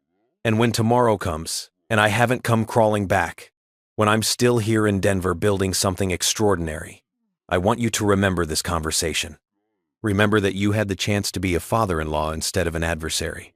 Remember that you chose cruelty over kindness, pride over family, being right over being decent." "David, start counting, Richard. Because the only person on a deadline here is you. You have 24 hours to prepare yourself for being wrong." I hung up before he could respond. My hands were shaking. My heart was racing. But underneath the adrenaline and anger was something else. Relief. Because I'd finally said it. Finally stood up to him. Finally stopped letting Richard Kane's voice in my head define my worth. I walked for another hour, until the sun started setting, and the mountains turned purple against the orange sky. Then I went back to my apartment, ordered pizza, and watched the most mindless action movie I could find on Netflix. Tomorrow would come, Richard's deadline would pass, and either I'd prove I belonged here, or I'd learn that belief and hard work weren't enough. But tonight, for the first time in a month, I let myself just be. My phone buzzed one more time. Melissa. One day. Tomorrow, he'll know he was wrong. I believe in you. Me.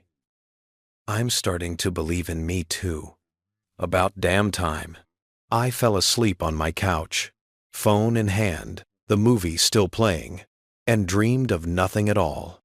When I woke up, it was Friday. The deadline had arrived.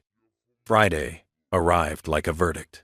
I woke at 4:47 a.m. not to an alarm, but to the simple fact that my body had decided sleep was a luxury it could no longer afford. The apartment was dark, silent, except for the ambient hum of a building full of people still dreaming. I lay there for exactly 3 minutes, staring at the ceiling, before giving up the pretense of rest. The presentation was at 10 a.m. Richard's deadline was technically at midnight, but in my mind, it had already arrived. 29 days, 23 hours, and 13 minutes since I'd walked out of my in-laws' house, with Richard's words echoing behind me. You'll be back begging within a month.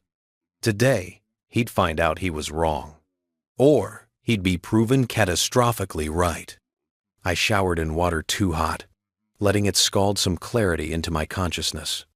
Put on my best suit charcoal gray, the one I'd bought for my wedding 3 years ago, when I still believed in things like happily ever after and family acceptance, the time Melissa had given me for our anniversary. Shoes polished to a military shine. If I was going to fail, I'd fail looking like I deserved to be in the room. The kitchen was a study in efficiency. Coffee, black. Toast, dry. Food as fuel, not comfort. I stood at the window while I ate, watching Denver wake up beneath a sky that couldn't decide between sunrise and storm clouds. Seemed fitting. The pathetic fallacy I'd been denied when I first arrived, delivered right on time for the dramatic conclusion.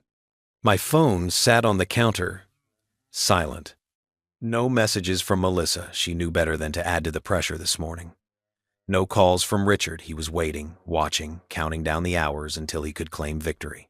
No text from my team. They'd sent their good luck wishes last night, each message a small vote of confidence that I didn't entirely believe but desperately needed. I picked up the phone anyway, stared at it, put it down, then picked it up again and typed a message I'd been composing in my head for weeks. To Richard, the month is over. I'm still standing. Start counting how many months it takes for you to realize you never knew me at all. My finger hovered over send. I deleted it. Because Sarah was right. I wasn't trying to prove Richard wrong anymore. I was trying to prove myself right. And proving myself right didn't require an audience of one cruel man waiting for me to fail. Instead, I sent a different message to Melissa. Whatever happens today, thank you for believing in me when I couldn't believe in myself. She responded within seconds. You've got this. Now go show them who you are. The office at 6 a.m. was a different world. Empty corridors, dark offices, the particular silence that comes from a space designed for hundreds, but occupied by none. My footsteps echoed as I made my way to the 14th floor, to the executive conference room where in 4 hours I'd either justify my existence or validate every doubt anyone had ever had about me. The room was glass and steel and intimidation. A table that could seat 20 screens for presentations. Chairs that probably cost more than my monthly rent. I'd been in here once before, for orientation, and it had felt like a museum, beautiful, but untouchable. A space for people who belonged at levels I'd only aspired to. Now I had to convince those people I belonged here too. I set up my laptop, tested the connection to the presentation screens, adjusted the lighting, rearranged my notes. Did all the small rituals people do when they're trying to control the uncontrollable. trying to find order in chaos, trying to believe that preparation equals success. You're here early. I turned. Jennifer stood in the doorway, 2 coffee cups in hand, looking far too put together for 6 a.m. Couldn't sleep, I admitted. Neither could I. She handed me one of the coffees. Spent half the night reviewing your presentation. The other half wondering if I was about to watch my credibility with the board evaporate because I bet on a wild card. That's comforting. It should be. Means I have as much writing on this as you do. She sat in one of those expensive chairs. You ready? I have no idea. Good answer. Better than false confidence. She sipped her coffee, studied me over the rim.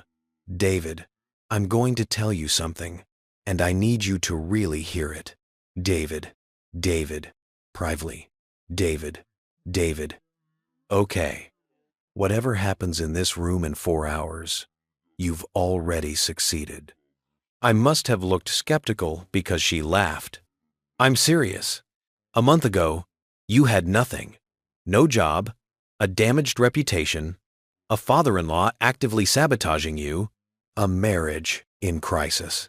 Now, you've built a department from scratch, assembled a team that would walk through fire for you, developed a comprehensive operational strategy that even Michael Torres, who hates everything, thinks is exceptional.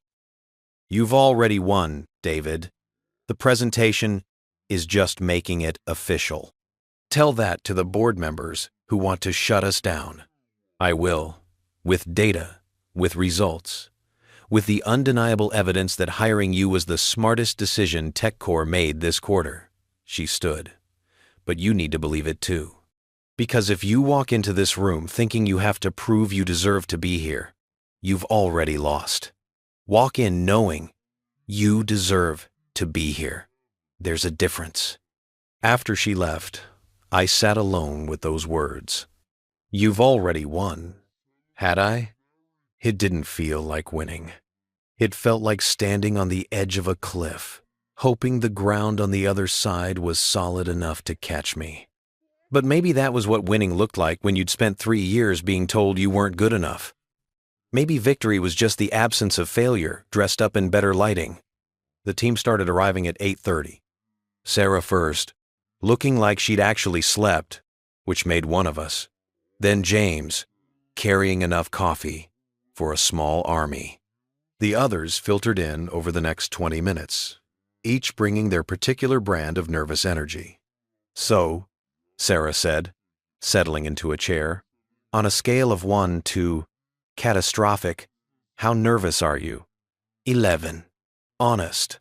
I appreciate that. She pulled out her laptop. Want to run through it one more time? No.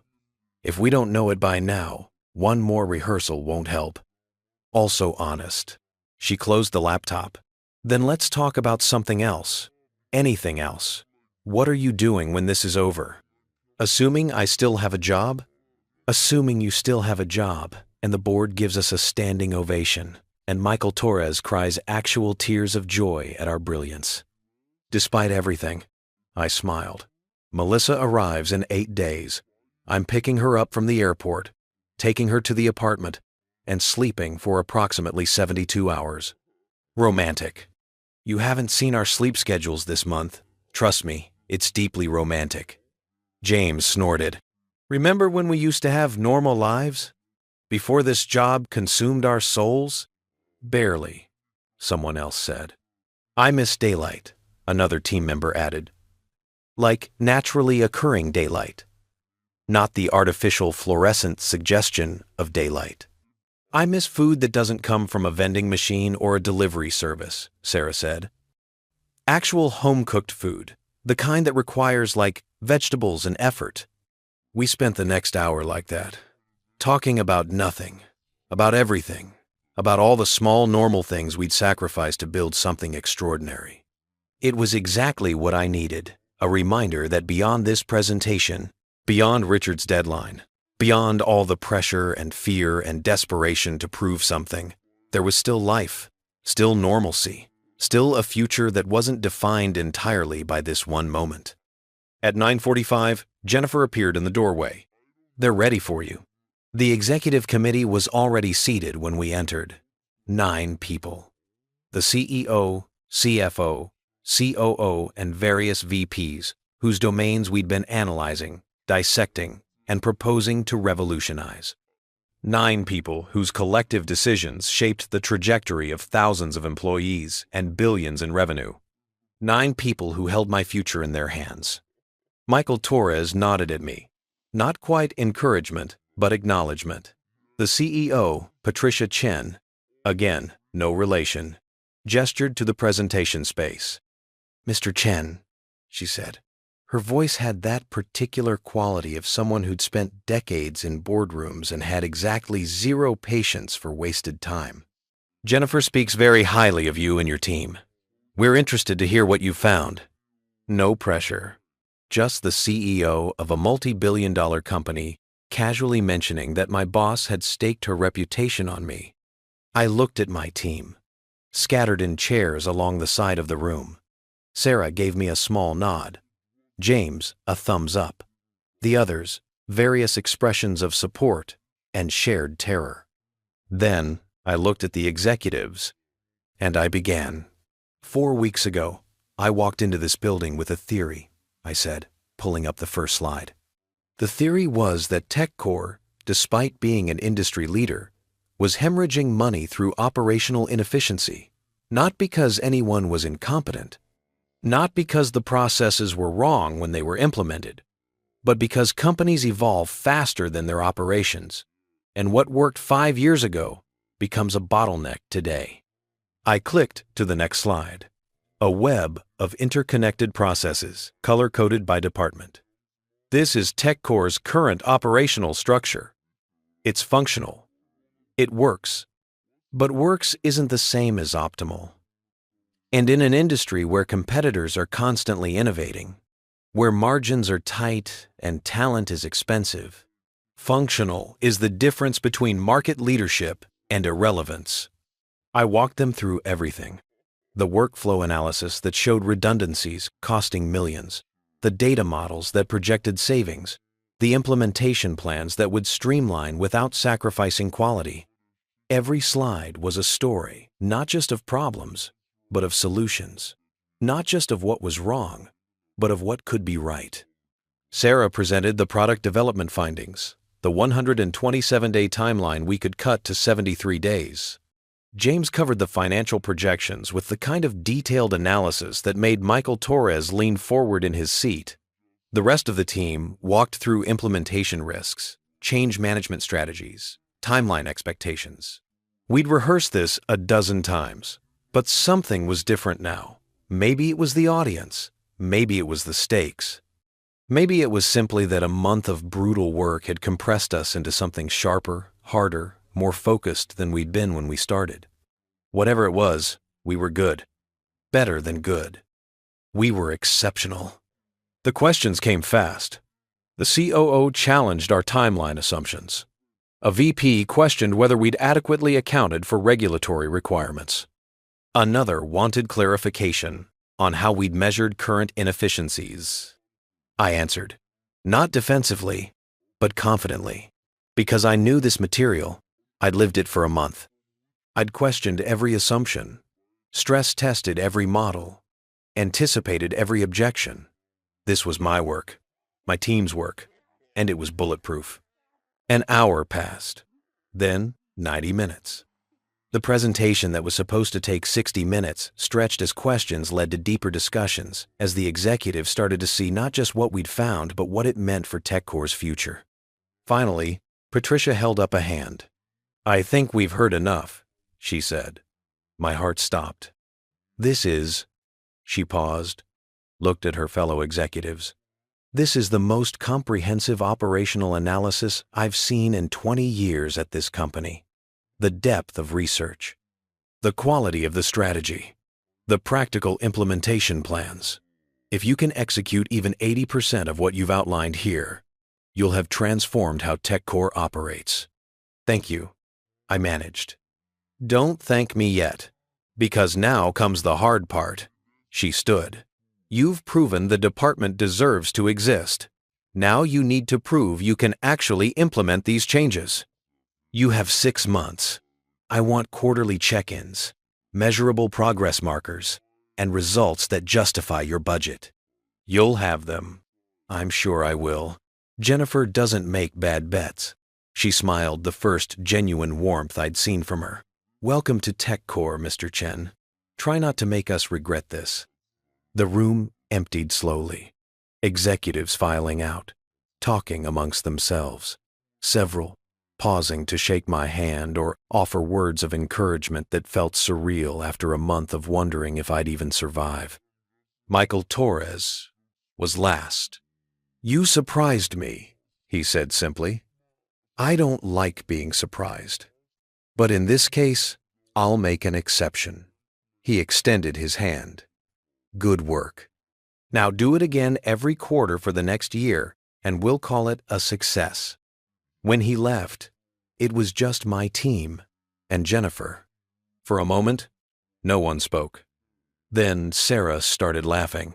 Not polite laughter, not relieved laughter. The kind of hysterical, exhausted, disbelieving laughter that comes from having survived something you weren't entirely sure you would. We did it, she said. Holy shit! We actually did it! Language, James said, but he was grinning. Fuck language. We just pitched the executive committee of a multi-billion-dollar company and they loved it. Loved it.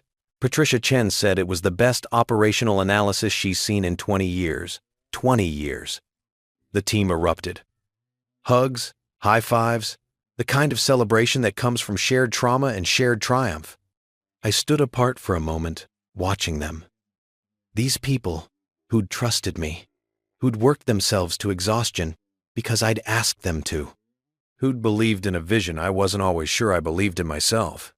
Jennifer appeared at my elbow. Told you, she said quietly. You'd already won. This just made it official. Thank you for the chance, for believing when no one else did, for stop. You did the work. I just opened the door. What you did with that opportunity. That's all you. She checked her watch. It's 12:47. You know what that means? I did. Richard's deadline had passed. 1 month plus 47 minutes since I'd walked out of my in-laws' house. 1 month plus 47 minutes since Richard Kane had prophesied my failure.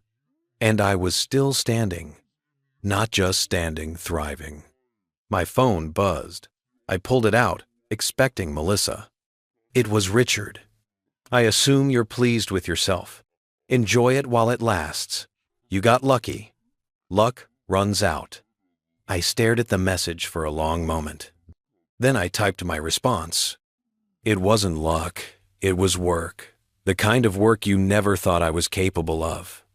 But thanks for the motivation. I couldn't have done it without you showing me exactly who I didn't want to become. I hit send. Then I did something I should have done weeks ago. I blocked his number.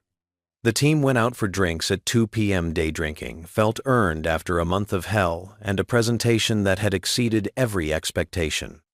I joined them for one drink, raised a toast to their brilliance, and then excused myself. I had a phone call to make. Found a quiet corner of the bar. Dialed Melissa. She answered on the first ring. Well, they loved it. Her scream of joy was loud enough that several people in the bar turned to stare. I knew it. I knew you'd kill it. Oh my God. David, I'm so proud of you. So incredibly proud. What did they say? Tell me everything. I told her.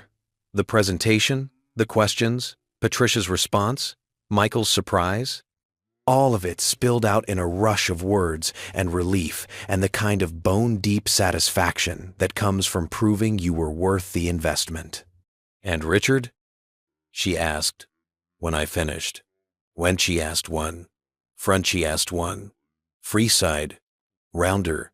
One she asked one. One she asked one. One she asked one. One she asked one. He texted. Said I got lucky. Of course he did. What did you say? That it wasn't luck. Then I blocked his number. Melissa was quiet for a moment. When she spoke again, her voice was thick with emotion. You blocked him? I did. I'm done letting him have space in my head. Done giving his opinion weight. Done proving anything to him. He doesn't deserve that power over me anymore. David, I spent 3 years trying to earn his approval. A month proving I didn't need it. And you know what? I don't. I never did. The only person I needed to prove anything to was myself. She was crying now. I could hear it in her breath. I love you, she said. I love you so much it hurts. And I can't wait to get to Denver and start our life. Our real life. The one we choose. Not the one your father dictated or expected or tried to destroy.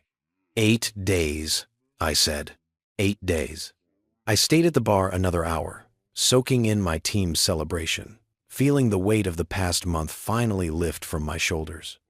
Then I walked back to my apartment through Denver streets that felt less foreign, less temporary, less like exile, and more like home. The sun was setting. The mountains were doing that purple-orange thing that probably appeared on every postcard sold in the city. The air was cool but not cold, carrying the promise of a spring that was finally ready to commit. My phone buzzed. Not Richard this time, he was blocked. Exiled to whatever corner of reality held people whose opinions no longer mattered. It was Jennifer. The board approved expanding your budget for Q2. Congratulations. You've officially made me look like a genius. You are a genius. I'm just the person who proved it. Take the weekend. Rest. Monday, we start implementation. And David, thank you for making me right about you. I sat on a bench in the same park where I'd sat yesterday, phone in hand, watching the sky change colors. 1 month ago, I'd been fired, humiliated, manipulated into corporate espionage by my father-in-law's cruel machinations. 1 month ago, I'd felt small and inadequate and not good enough. 1 month ago, Richard Kane had told me I'd come crawling back within 30 days. And now? Now I had a department, a team, a future, a wife who'd chosen me over her family, a career that was finally mine to shape. Now I had proof not for Richard, but for myself that I was more than anyone's low expectations. I pulled up my messages, started typing. To Melissa, Day 1 of month 2. Let's see how long it takes your father to realize he lost. She responded immediately, Forever. He'll never admit it, but we'll know. That's what matters. She was right. The deadline had passed, and I was still standing. Victory, I learned, doesn't feel like the movies suggest. There's no slow-motion celebration, no swelling orchestral score, no freeze frame of triumphant fists in the air. Instead, it feels like walking out of a burning building, relief mixed with disbelief, mixed with the nagging suspicion that you're still on fire and just haven't noticed yet. The weekend after the presentation passed in a fog of sleep and takeout and the kind of numbness that comes from a month of adrenaline suddenly having nowhere to go. I slept 14 hours on Friday night, woke up Saturday, convinced I'd missed some critical deadline, checked my phone obsessively for emails that never came, and finally accepted that maybe, just maybe, I was allowed to rest. Sunday, I did laundry. Mundane, domestic, beautifully boring laundry. Watching clothes spin in circles felt like meditation. After weeks of watching my career spin in circles and wondering which cycle would finally break me. My phone rang around 3 p.m. My mother, David, sweetheart, how are you?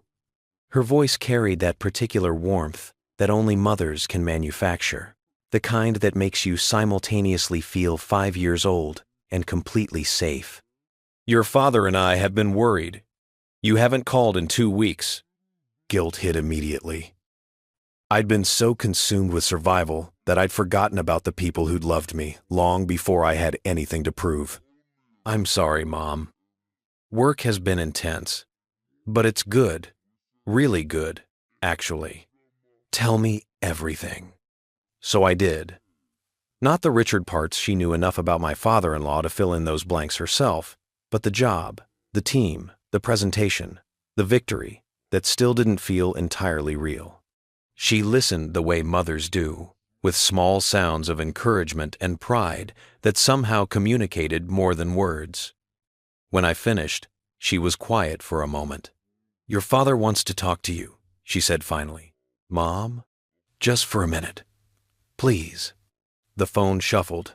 My father's voice came through, gruff and uncomfortable with emotion the way he'd always been. "Son, Dad, your mother's been filling me in. Sounds like you've had quite a month." "That's one way to put it." "I want you to know something." He cleared his throat. "When you called to tell us you were leaving, taking this job, moving to Denver, I was scared. Not because I didn't believe in you, but because I know how the world works. I know how men like Richard Kane operate, and I was terrified he'd broken something in you that couldn't be fixed." My throat tightened. "But you proved me wrong," he continued. "Proved him wrong too. And I couldn't be prouder if I tried. You did what I never had the courage to do. You took a risk. You bet on yourself. That takes real strength, David. The kind of strength that has nothing to do with money or power or anything Richard Kane understands." "Thanks, Dad. Your mother and I are thinking of visiting. Once Melissa gets settled, we want to see this new life you're building." "I'd like that." After we hung up, I sat with the phone in my hand, feeling something shift in my chest. My parents had never been wealthy. My father had taught high school history for 30 years. My mother had worked as a librarian. They'd given me a childhood of love and stability, and the radical belief that being kind mattered more than being powerful. Richard had looked at them with barely concealed contempt during our wedding planning, made comments about humble beginnings and simple people that were meant to wound, and I'd let it happen. Let him dismiss the people who'd shaped me because I was too desperate for his approval to defend them. Not anymore. Monday morning came too quickly, and not quickly enough. The office felt different now. People I'd never spoken to stopped me in hallways to congratulate the presentation. Several VPs sent emails requesting consultations with my team. The CFO, Michael Torres, who'd been skeptical until I'd proven otherwise, added me to executive leadership email chains with the casual assumption that I belonged there. It was surreal. "You're famous," Sarah said when I arrived at our department's designated area. We'd been upgraded from a conference room with temporary furniture to an actual suite with offices, proper desks, windows that looked out over Denver instead of fluorescent-lit corridors. "I'm not famous. I'm just not immediately failing." Semantics. She was organizing files on her new desk, looking far too energized for 8 a.m. on a Monday. "James wants to start implementation on the product development workflow this week." I told him we should probably, breathe for a minute first. He told me breathing is for people without quarterly targets. He's not wrong. He's exhausting. But she was smiling. "So, what's the plan? How do we translate a brilliant presentation into actual results?" That was the question, wasn't it? Presenting strategy is one thing. Executing it is something else entirely. It's the difference between drawing a map and actually walking the terrain, between knowing what should work and making it work in a real organization with real people who have real resistance to change. "We start small," I said. "Pick one initiative, implement it perfectly, show measurable results. Then, we use that success to build momentum for the bigger changes." The product development workflow. Exactly. It's visible. It has executive buy-in after our presentation, and the timeline is concrete enough that success will be obvious. Sarah pulled up her laptop. "Then let's build the implementation plan." We spent the morning in strategy sessions. My team filtered in over the next few hours, each bringing their particular expertise. By lunch, we had a 12-week implementation roadmap with weekly milestones, stakeholder check-ins, and contingency plans for 17 different ways the project could implode. It felt good, purposeful, like we were finally doing the work we'd been hired for, instead of just proving we deserved to do it. Around 2 p.m., my phone buzzed with a text from Melissa. Officially gave my 2 weeks' notice. My boss cried. My coworkers are throwing me a going-away party Friday. My mother called 3 times asking if I was really doing this. 6 more days until I'm there. Me. 6 days until our real life starts. You getting nervous? Terrified. What if Denver me is different from home me? What if we've both changed too much in 5 weeks? Then we'll change together. That's what marriage is, right? Choosing each other every day, even when we're different than we were yesterday? She was right. Of course she was right. But knowing something intellectually and feeling it emotionally continued to be 2 separate countries. And I was still learning the language of the latter. Wednesday brought the first real test. The product development VP, Greg Martinez, the one who'd agreed to pilot our new workflow called an emergency meeting. When a VP calls something an emergency, you show up immediately and hope it's not your head on the chopping block. I arrived at his office to find him staring at his computer screen with the expression of a man watching his house burn down. "We have a problem," he said without preamble. My stomach dropped. What kind of problem? The kind where my team is in open rebellion about the workflow changes. I just got a petition signed by 17 engineers saying the new process will compromise quality and they refuse to implement it. Of course, because nothing worth doing is ever easy, and the universe has a sick sense of timing. Can I see the petition? He spun his monitor around. It was thorough, I'd give them that. Point-by-point breakdown of their concerns, citing specific stages in the old workflow they believed were critical, arguing that streamlining would create gaps in quality control. It was also wrong. Not maliciously wrong, but wrong born from comfort and fear of change and the very human tendency to conflate the way we've always done it with the right way. "Give me 24 hours, I said. "David, 24 hours. I'll meet with your engineers, address every concern in this petition, and either modify the workflow to account for legitimate issues or demonstrate why their concerns are based on misunderstanding the new process." Greg studied me. "You're that confident?" "I'm that thorough. We didn't build this strategy in a vacuum. We analyzed your current process down to individual email threads. We know where the inefficiencies are.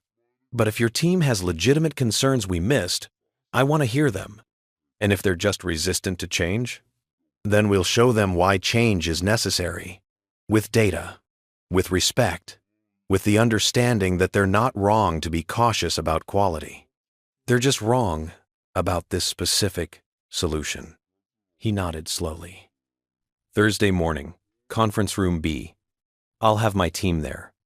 But David, if you can't win them over, the whole project dies.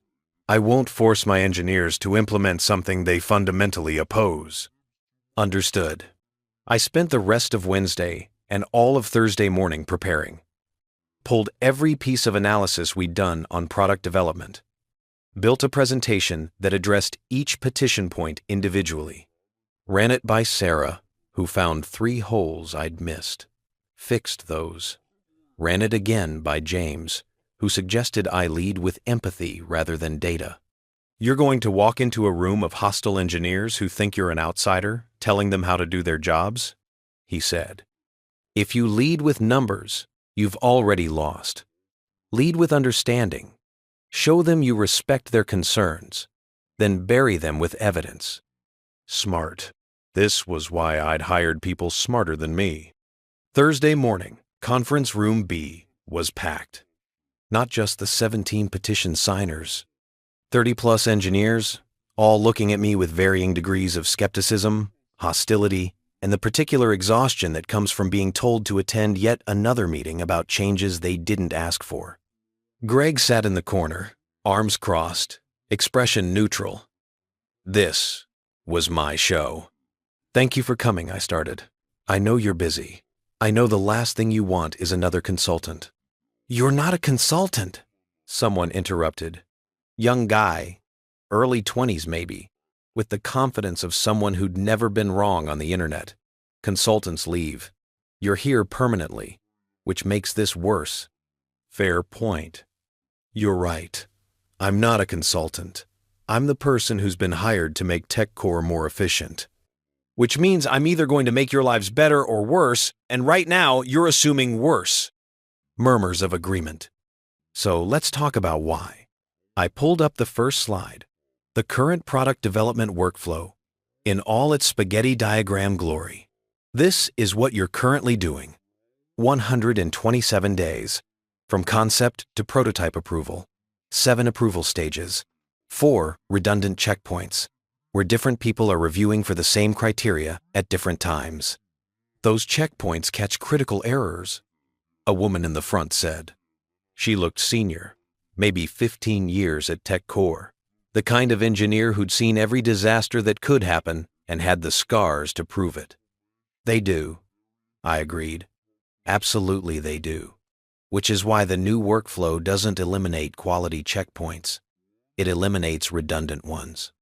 I walked them through it, slide by slide, concern by concern from their petition, showed them where the old process had multiple people checking the same criteria, demonstrated how the new process consolidated those checks without losing rigor, pulled up case studies from other companies who'd implemented similar changes and seen quality improve because reviewers weren't spreading their attention across redundant stages. But what about the Stage 4 technical review? Someone asked. That's where we catch integration issues. Stage 4 inches, the old process, was happening after Stage 3 architecture review, meaning if there were integration issues, you were catching them after the architecture was already approved.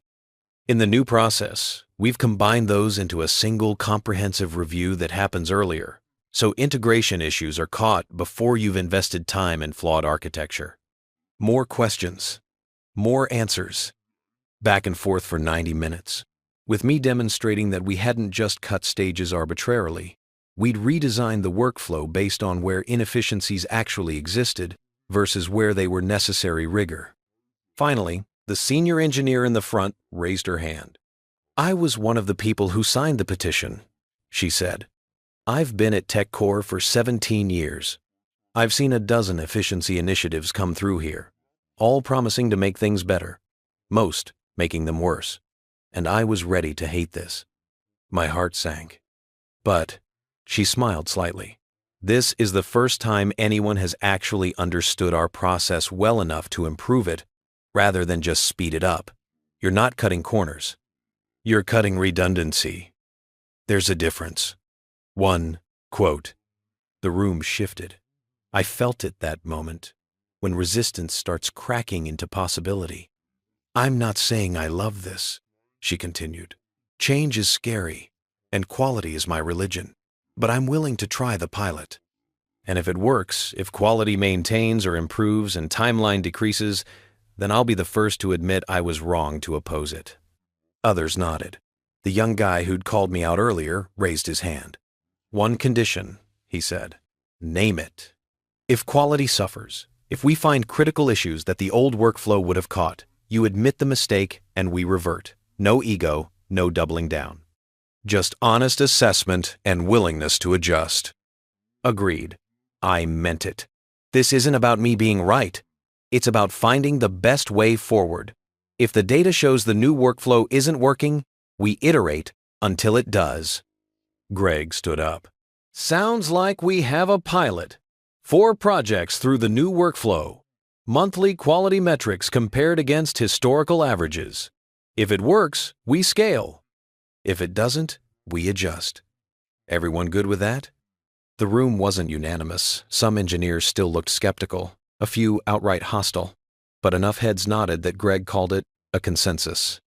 After the meeting, the senior engineer approached me. Rebecca, she said, extending her hand. I lead the architecture team. David, I lead the department that's currently making your life complicated." She laughed. "You handled that well. Most people in your position would have come in defensive, treating us like obstacles instead of resources. You listened. That matters. I spent 3 years in middle management, being ignored by people who should have listened. I'm not going to do that to someone else." "Good principle to have." She paused. "Can I give you some advice?" "Please. The work you're doing, it's good, important, but you're moving fast, and fast can be dangerous in a big organization.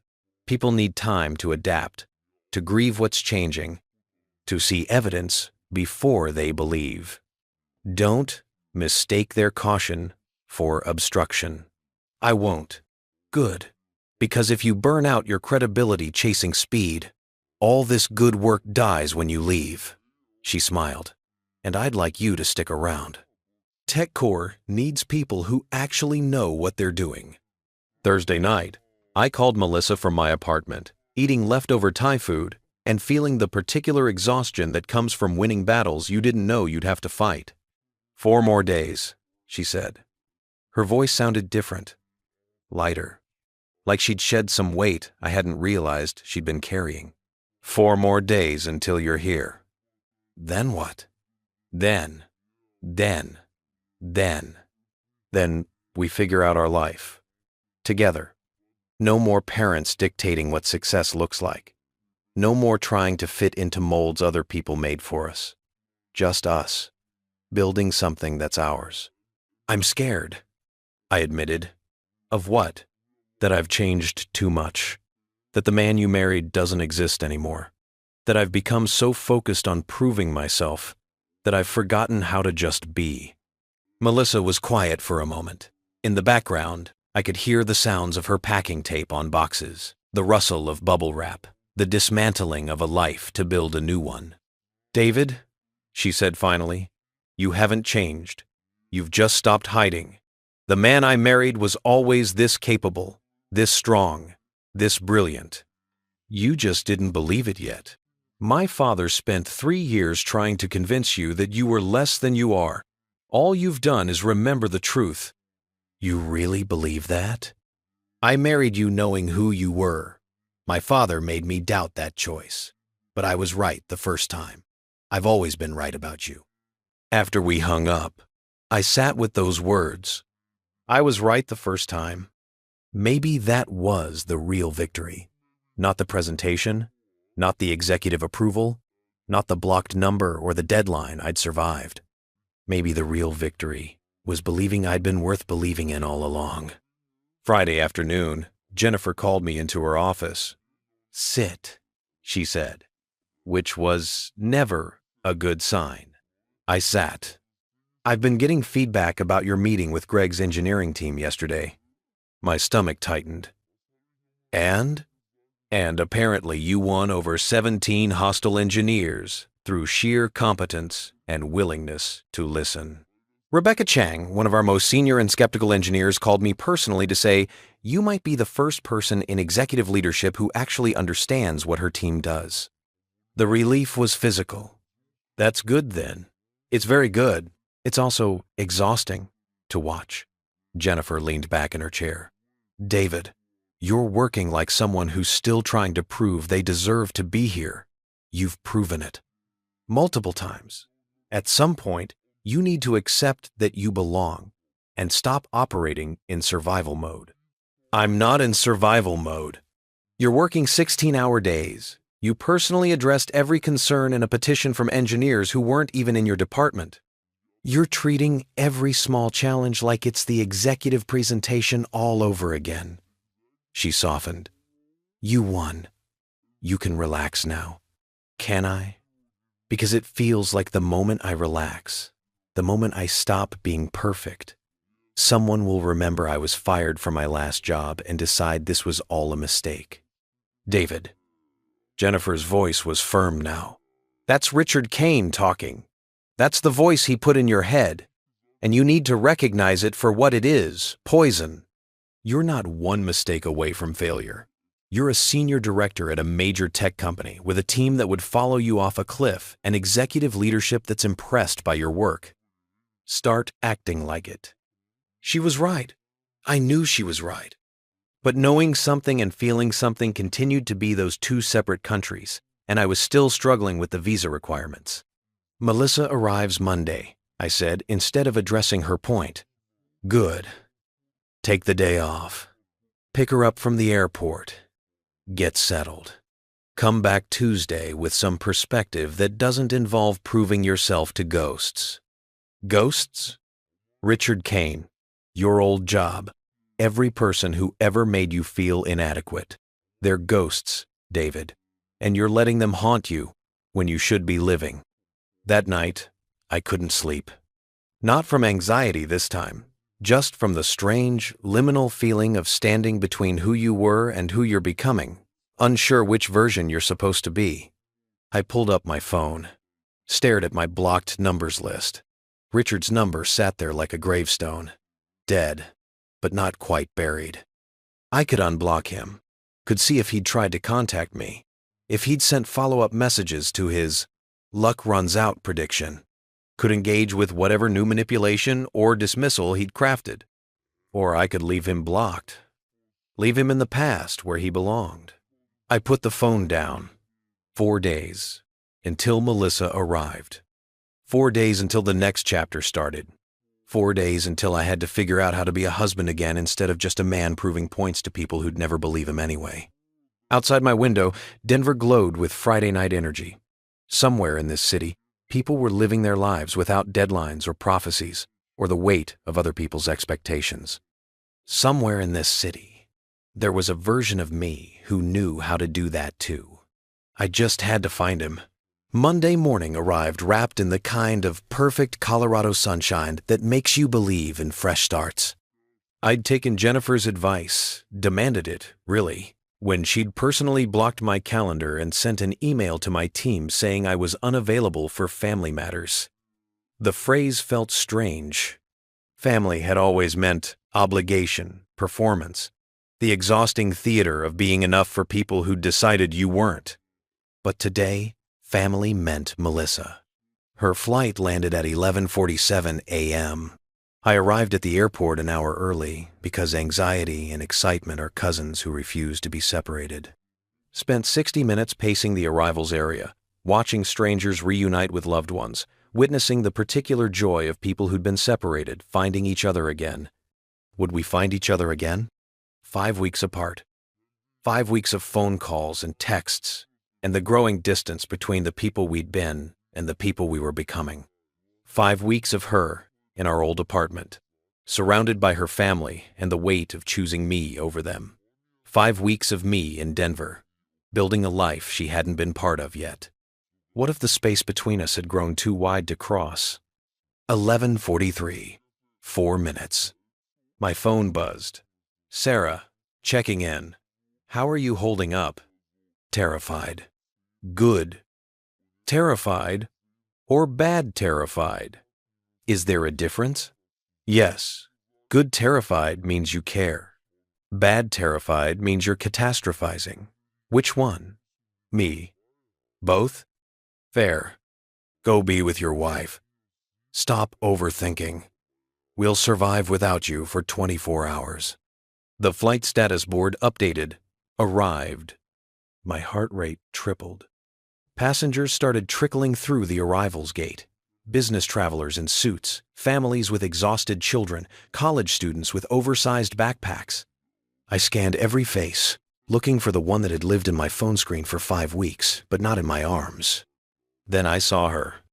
Melissa emerged pulling 2 suitcases, hair pulled back in the messy bun she wore when she was stressed, wearing my old college sweatshirt that she'd stolen years ago and never returned.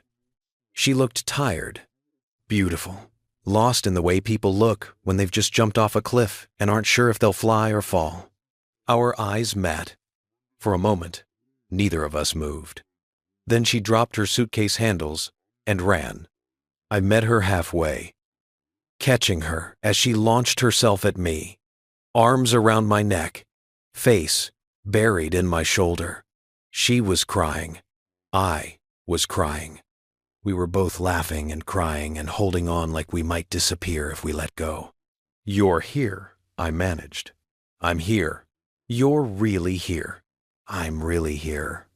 She pulled back just enough to look at me, hands on either side of my face. "God, you look different. Thinner, older, tired.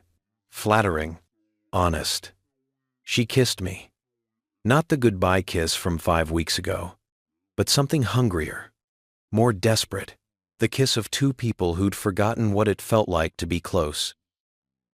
Our apartment, our new apartment, our life. Take me there. The drive from the airport was quiet. Not uncomfortable quiet, just the silence of two people who'd spent 5 weeks talking through phones and screens, rediscovering what it meant to simply exist in the same space. Melissa's hand found mine on the center console. I laced our fingers together and drove with one hand, feeling the reality of her presence settle into my bones. "Tell me about Denver," she said eventually. "What do you want to know?" "Everything. The parts you couldn't explain over the phone. The feeling of the city. The rhythm of your days. The version of you that exists here." So I told her. About the mountains that surprised you by being visible from random street corners. About the coffee shop 3 blocks from our apartment that made terrible coffee but had the best pastries. About the light rail system I'd learned to navigate. The parks I'd discovered. The particular energy of a city that felt younger and hungrier than the one we'd left. About the loneliness of building a life without her in it. "I'm sorry," she said softly, "for not being here sooner, for making you do this alone. You had to tie up your life, I understand." "Do you?" "Because I chose to stay an extra 3 weeks. I could have left sooner, but I was scared. Scared of making it real. Scared of actually choosing you over my family in a way I couldn't take back." She squeezed my hand. "I'm sorry I made you question whether I'd come at all." "I never questioned." "David, you're a terrible liar. I could hear it in your voice every time we talked. That fear. That I'd change my mind. That I'd decide blood was thicker than marriage. That my father would convince me to stay." She wasn't wrong. "Did he try?" I asked. Melissa laughed, but it was bitter. "Try?" He orchestrated a full campaign. Dinner parties where he coincidentally invited eligible bachelor sons of his business associates. Job offers with salaries that would make your eyes water. Conversations about how I was throwing away my future for a man who got lucky once but won't again. My mother crying about how she'd never see me. How I was choosing a man over family. How she didn't raise me to abandon my roots. Jesus. Yeah. She stared out the window at Denver passing by. The final straw was last Tuesday. My father invited me to lunch. Said he wanted to apologize, to make peace before I left. So I went. Stupid, I know. But some part of me still hoped he could be the father I needed, instead of the one he's always been. What happened? He offered me a job. VP of Operations at Kane Industries. My own department, executive salary, direct report to him. Said all I had to do was delay the Denver move for 6 months. Just 6 months, to see if you could actually make it without me there as a safety net. My hands tightened on the steering wheel. He actually said that? Safety net? His exact words were, "Let's see if David can survive without the Kane family resources propping him up." Like you hadn't already survived. Like you hadn't already succeeded. Like 5 weeks of you thriving in Denver without any help from him wasn't proof enough. She turned to look at me. I threw my wine in his face. "You what?" "Threw my wine in his face. In the middle of that stupidly expensive restaurant he loves, in front of 3 of his business associates, I picked up my glass of Cabernet and threw it directly at his smug, manipulative face. I had to pull over, had to stop the car because I was laughing too hard to drive safely. Melissa, he was soaked. Wine dripping down his $3,000 suit, sputtering like a fish. while everyone in the restaurant stared. And I stood up and I said very calmly, very clearly, I'm choosing David. Not because he needs me to prop him up, but because he's the only person in my life who's never made me feel like I had to earn love through compliance. Then I left, stuck him with the bill. I couldn't stop laughing. That's incredible. You're incredible. I'm also now officially disowned.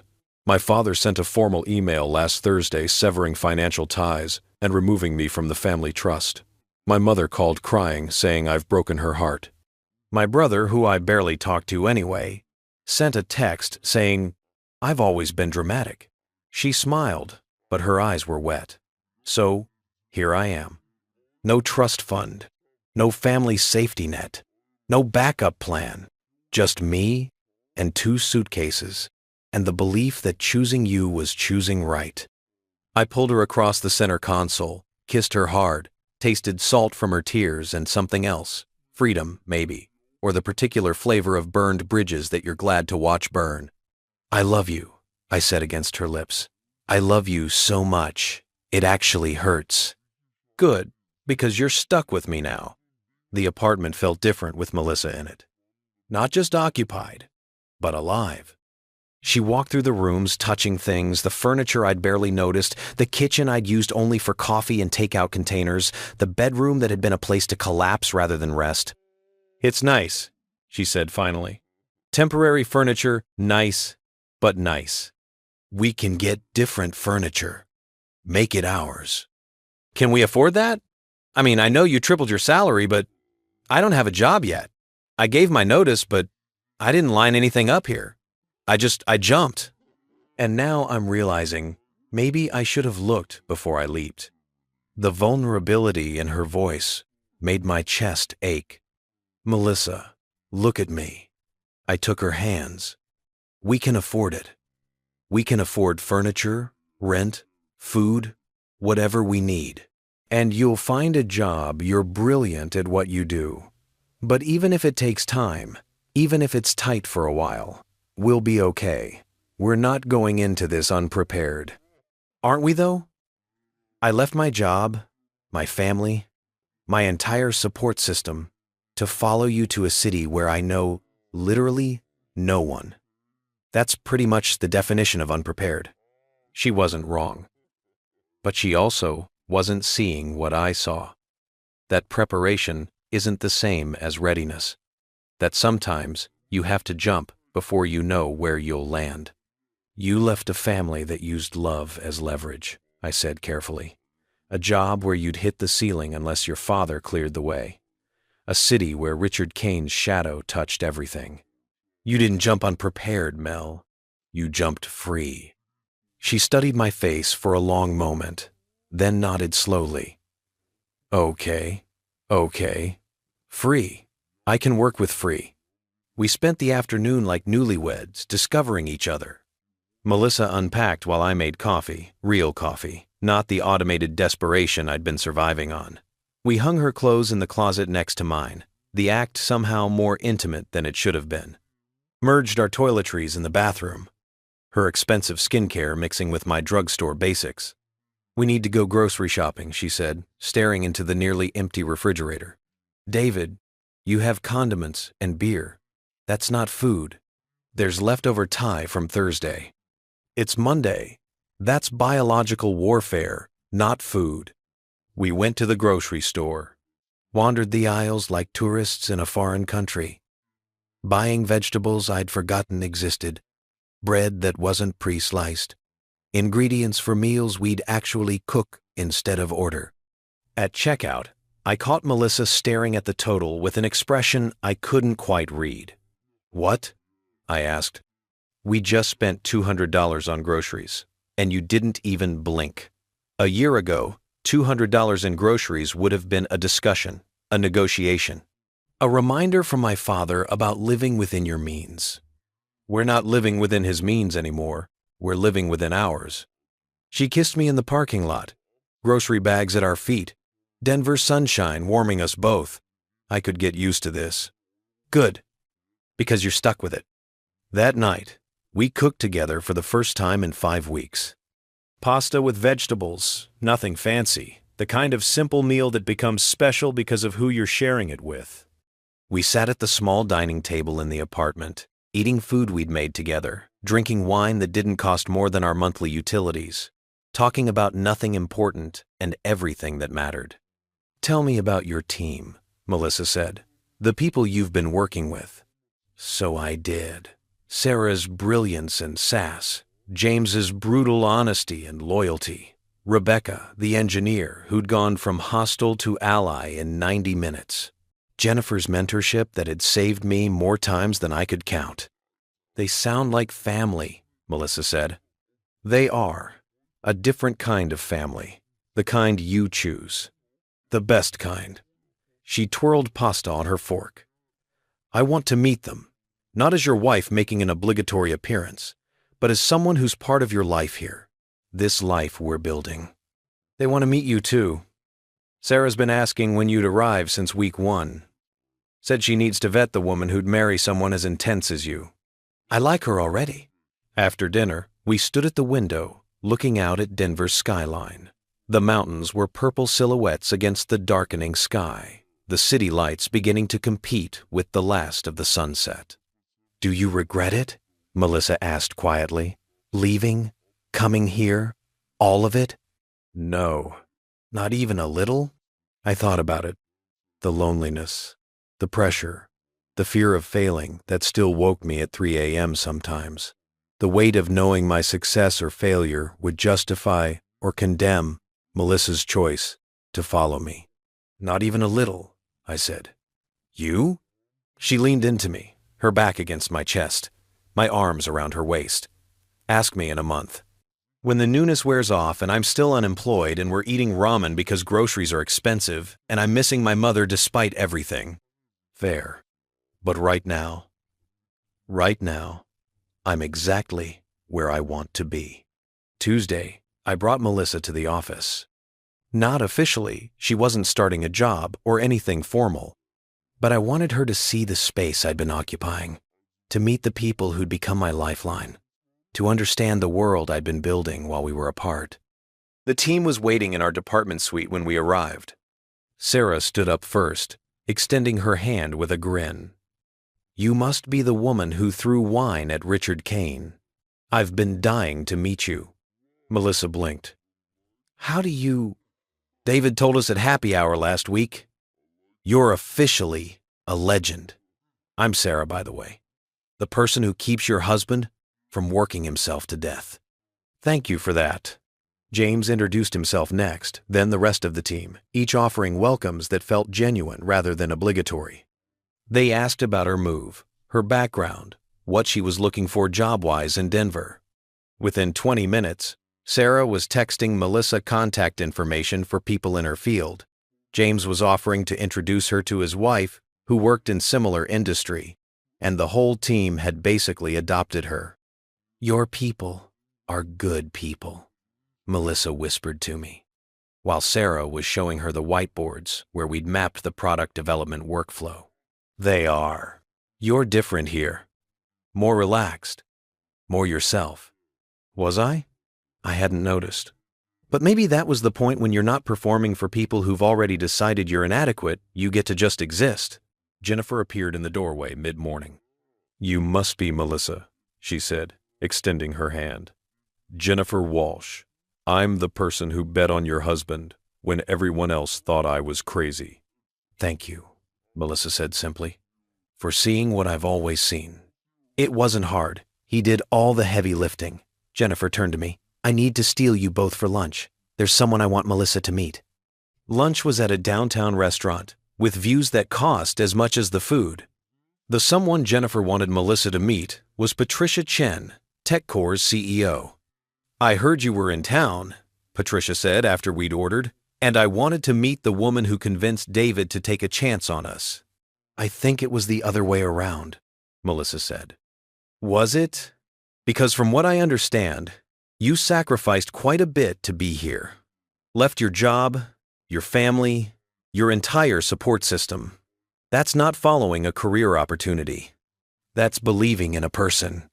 Melissa glanced at me, then back to Patricia. I'm still figuring out what I believe in, honestly. But David I'm sure about. Patricia smiled. Good, because we're sure about him too. And Jennifer tells me you're looking for work in operations consulting? I am. We have an opening. Senior Consultant, Strategic Initiatives. It's a new role, working across departments to implement large-scale changes. Normally, I wouldn't conduct job interviews over lunch. But she pulled out her phone, opened an email, slid it across the table to Melissa. Your resume is impressive. Your references even more so. And frankly, anyone who can stand up to Richard Kane the way I've heard you did has exactly the spine we need for this position. Melissa stared at the email, then at Patricia, then at me. Is this real? Very real, Patricia said. Salary range is included in the email. Benefits too. You'd be starting on Jennifer's team, which means you'd be working adjacent to David's department but not directly with him. No nepotism, no conflicts of interest. Just two talented people who happen to be married. Melissa looked overwhelmed. I need to think about it. Of course. Take the week. Talk it over. But Melissa? Patricia leaned forward. TechCore values courage, intelligence, integrity. You demonstrated all three by being here. We'd be lucky to have you. After lunch, walking back to the office, Melissa grabbed my arm. Did you set that up? No. I swear, I had no idea Patricia was going to. Because if this is pity, if this is them doing you a favor, it's not. Patricia doesn't do favors. She builds teams, and she clearly sees something in you that makes you valuable independent of me. Melissa was quiet for several blocks. The salary they're offering is $15,000 more than I was making before. It's a good salary. David, it's more than I thought I'd make for another 5 years. And they're just offering it like it's normal. Like I didn't just implode my entire professional network by leaving. Maybe that's what it's like when people value you for your actual abilities instead of your last name. She stopped walking, turned to face me on the sidewalk, Denver moving around us like we were stones in a stream. Is this real? She asked. This life? This city? This version of us that gets to just be good at things and be valued for it? I think so. I'm still figuring it out too. Okay, she nodded, decision solidifying in her eyes. Okay, let's figure it out together. That night, Melissa called her mother. I gave her privacy, went to the bedroom while she sat in the living room, phone in hand, trying to rebuild at least one bridge that her father had tried to burn. I could hear the conversation through the door, not words, just tones. Melissa's voice alternating between firm and gentle, Catherine's responses too quiet to make out. It went on for an hour. When Melissa finally came to bed, her eyes were red. She said she's happy, I'm happy, but she can't go against my father, can't have a relationship with me if it means betraying him. Family loyalty, she said. As if that only goes one direction. I pulled her close. I'm sorry. Don't be. She made her choice. I made mine. We both have to live with it. We lay in the darkness, Denver's ambient light filtering through the curtains, holding each other like we were the only solid things in a world that kept shifting. David? Yeah? Thank you for being worth it, for making this leap worth taking. You're worth it too. Every risk, every sacrifice, every burned bridge, you're worth it. She kissed me. We made love like people rediscovering each other, slow and deliberate and grateful. Afterward, as we lay tangled together, Melissa whispered, I'm going to take the job. Yeah? Yeah, because fuck it. Fuck playing small. Fuck living in my father's shadow. Fuck every voice that said I couldn't make it without the Kane family name. That's my girl. Damn right it is. Outside, Denver slept. Inside, we began to build the life we'd chosen over the one we'd inherited. Together. Finally. 3 weeks after Melissa arrived, my phone rang with a number I didn't recognize. It was a Thursday afternoon. I was in my office reviewing implementation metrics for the product development workflow, 63 days from concept to prototype on the first project through the new system, a full 10 days faster than our projection. Rebecca's team was thrilled. Greg Martinez had already requested we roll out the changes to 2 more product lines. Success tasted like vindication. The unknown number rang again. I almost ignored it. Too many spam calls, too little time. But something made me answer. David Chen. Mr. Chen, this is Marcus Webb from Industry Innovations Conference. We're hosting our annual Operations Leadership Summit in Chicago next month, and we'd like to extend an invitation for you to speak on a panel about operational transformation in tech companies. I blinked. I'm sorry. What? We've been following the work you're doing at TechCore. Your approach to streamlining workflows while maintaining quality metrics has generated significant interest in the industry. We'd be honored to have you share your insights. How did you even hear about this? Jennifer Walsh is on our advisory board. She's been quite vocal about the innovative work your department is producing. He paused. We'd cover travel, accommodation, and offer a modest speaking fee. The panel would include operations leaders from Microsoft, Amazon, and Kane Industries. My stomach dropped. Kane Industries? Yes, Richard Kane himself will be on the panel. We thought it would make for interesting dialogue, different approaches to operational efficiency, varying company sizes and cultures. Is that a problem? Was it a problem that I'd be on a panel with my father-in-law who'd manipulated me into corporate espionage, engineered my firing, and prophesied my failure? The man I'd blocked from my phone and my life? No problem, I heard myself say. Send me the details. After I hung up, I sat staring at my computer screen, not seeing the metrics anymore. Richard. I'd spent 3 weeks in a bubble of success and newlywed happiness, convinced I'd moved past him. But hearing his name had triggered something, not fear exactly, but that old familiar need to prove something. To show him. You okay? Sarah appeared in my doorway. You look like you've seen a ghost. Close. I just got invited to speak at a conference. Industry Innovations. Chicago next month. That's great. That's huge, actually. They only invite top tier. She stopped. Why do you look like someone died? Richard Kane is on the panel. Oh. She came in, closed the door behind her.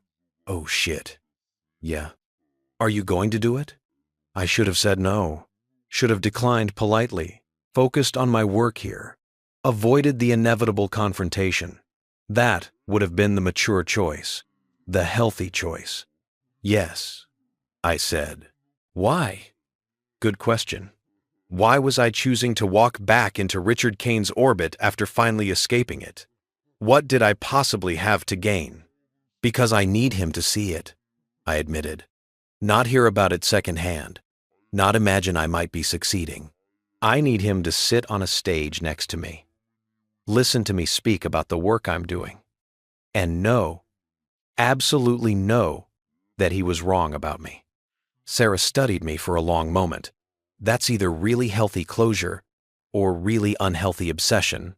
I'm not sure which. Neither am I. Telling Melissa was harder. She'd started at TechCore the previous Monday, already making waves in strategic initiatives with her particular combination of diplomacy and ruthless efficiency. We'd fallen into a rhythm morning coffee together. Separate workdays in adjacent departments, evenings cooking dinner and pretending we were normal people with normal jobs and normal families. Chicago, she said when I told her that night over pasta. You're going to Chicago to be on a panel with my father. Is that okay? Is it okay? David, I threw wine at him and got disowned. I'm hardly the person to ask about healthy boundaries with Richard Kane. She set down her fork. But do you need to do this? Do you need to face him? I think so. I can't spend the rest of my career avoiding conferences because he might be there. And maybe I stopped, trying to articulate something I barely understood myself. Maybe I need to see him now, from this side of success, to know that I'm really free of him. Melissa nodded slowly. Then I'm coming with you. Mel, I'm coming. Not to support you. You don't need that. But because I need it too. I need to see him and feel nothing. No guilt, no obligation, no residual fear that I made the wrong choice. She reached across the table, took my hand. We face him together. Show him what we built. Then we walk away and never look back. He'll try to make it ugly. Of course he will. He's Richard Kane. Ugly is his love language. She smiled, but it was sharp. Let him try. We're not the same people he broke. We're the people who survived him. The next morning, I confirmed my attendance. Marcus Webb sent an email with the panel details.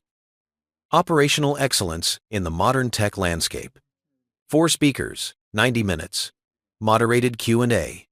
My segment would focus on rapid organizational change and building high-performing teams. Richard's would focus on strategic operational integration during mergers and acquisitions. The irony wasn't lost on me. I spent the next 3 weeks preparing. Not just the panel presentation that was easy, just talking about work I'd been living and breathing for months, but preparing myself for seeing Richard again. For the inevitable confrontation. Jennifer noticed. You're wound tight, she said one afternoon, catching me in the break room stress-eating my 3rd granola bar. Big conference. It's not about the conference. She poured herself coffee, leaned against the counter.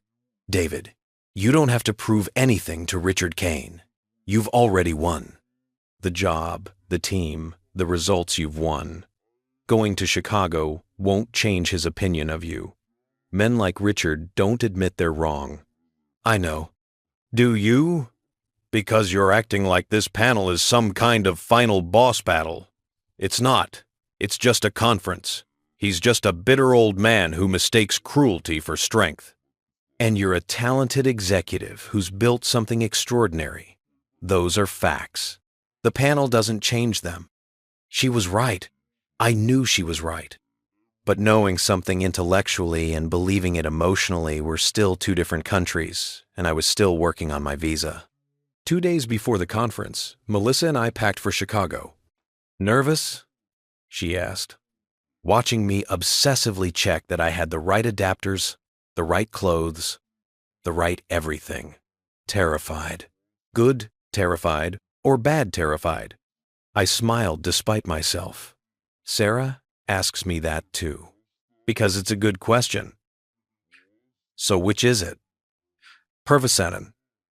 I thought about it, about seeing Richard again, about sitting on a stage next to the man who'd engineered my destruction and facing him as an equal rather than a subordinate, about Melissa beside me, choosing me again every day. Good terrified, I said finally.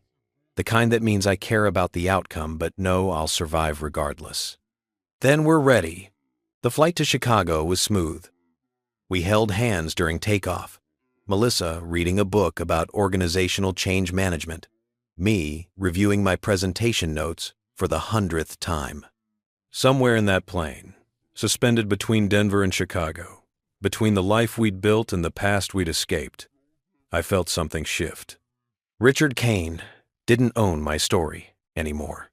I did. And in 48 hours, he was going to find out exactly what that meant. Chicago greeted us with rain. Not the gentle kind, the aggressive, wind-driven downpour that turns umbrellas into worthless accessories and makes you question every decision that led you to this moment.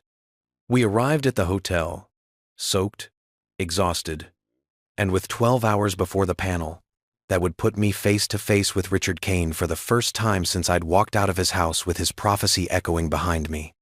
The hotel was the kind of luxury Richard would appreciate: marble lobbies, staff in uniforms that probably cost more than my first car, the ambient wealth that whispered rather than shouted.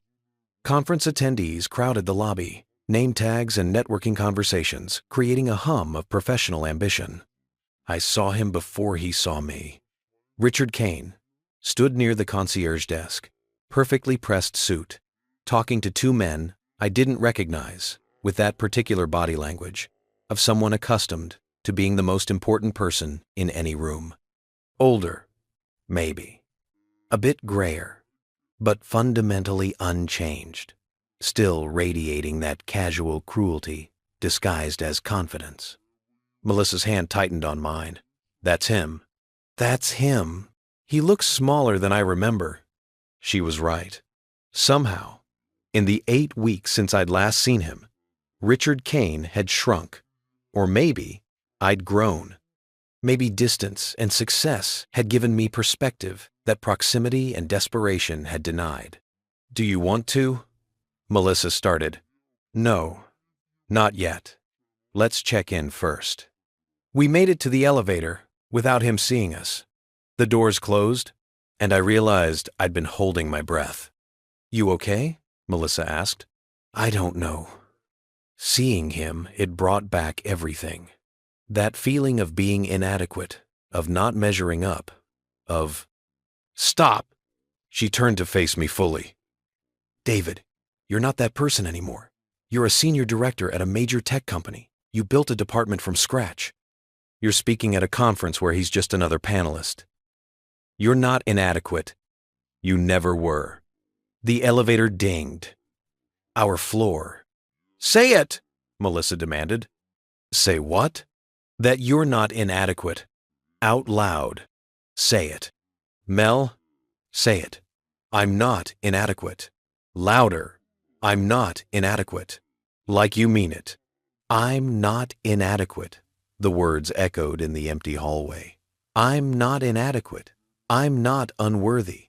I'm not any of the things Richard Kane tried to make me believe I was. Melissa kissed me hard. Damn right you're not. Now let's shower, sleep, and tomorrow you're going to walk onto that stage and show him exactly who you are. The panel was scheduled for 10 a.m. I woke at 6, couldn't fall back asleep. Spent 2 hours reviewing notes I'd already memorized. Melissa ordered room service, coffee, eggs, the kind of breakfast meant to be fuel rather than pleasure. You're going to be brilliant, she said, watching me adjust my tie for the 5th time. What if I freeze? What if seeing him up close makes me forget everything? What if? Great. What if you trust yourself? What if you remember that you've already won? She stood, straightened my tie herself. Richard Kane is going to sit on that stage and listen to you speak about operational excellence, and every word is going to remind him that he was wrong. That's already happened. The panel is just making it public. We arrived at the conference center at 9:30.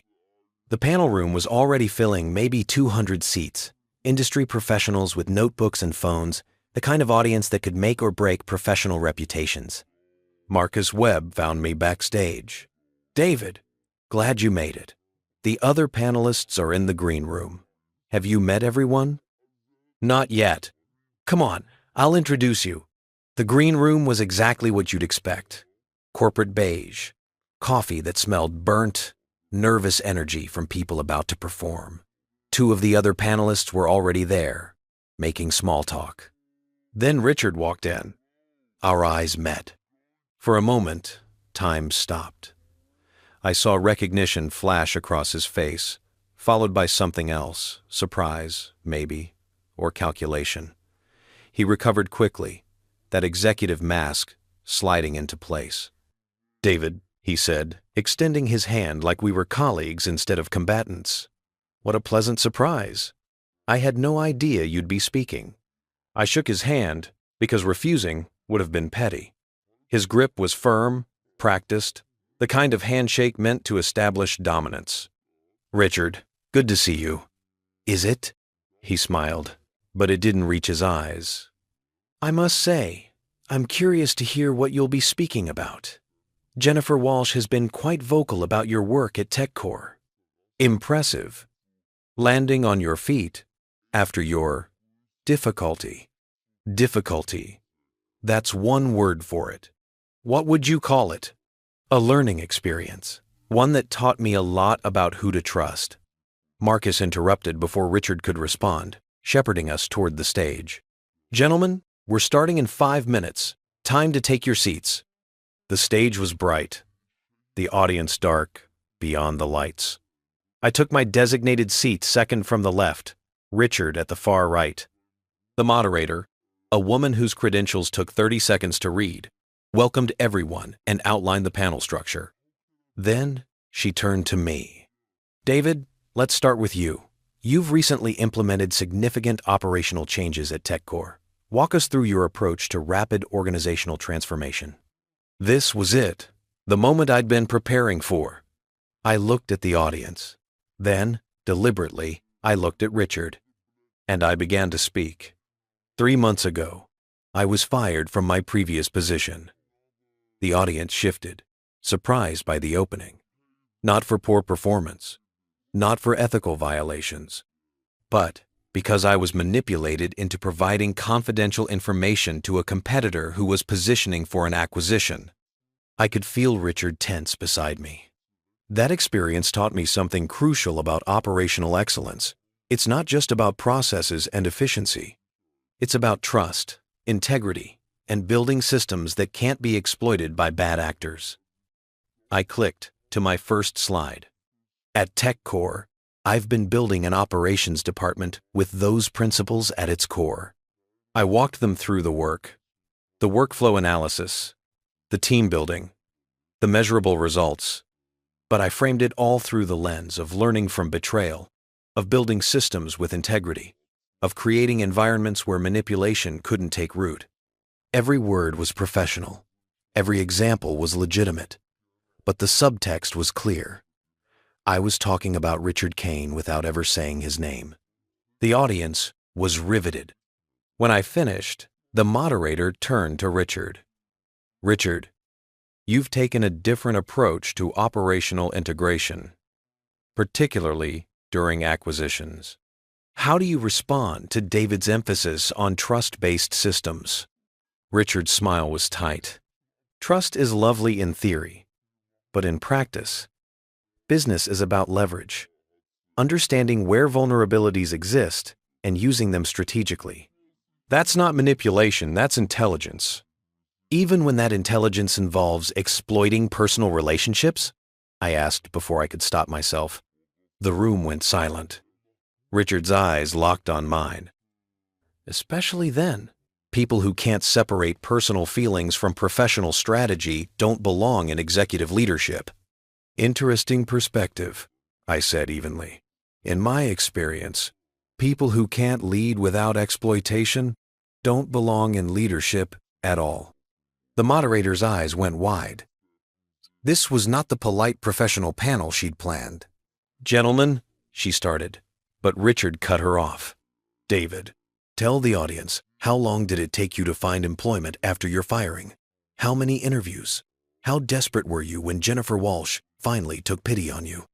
I received one offer, the first call I took, because someone saw potential instead of vulnerability.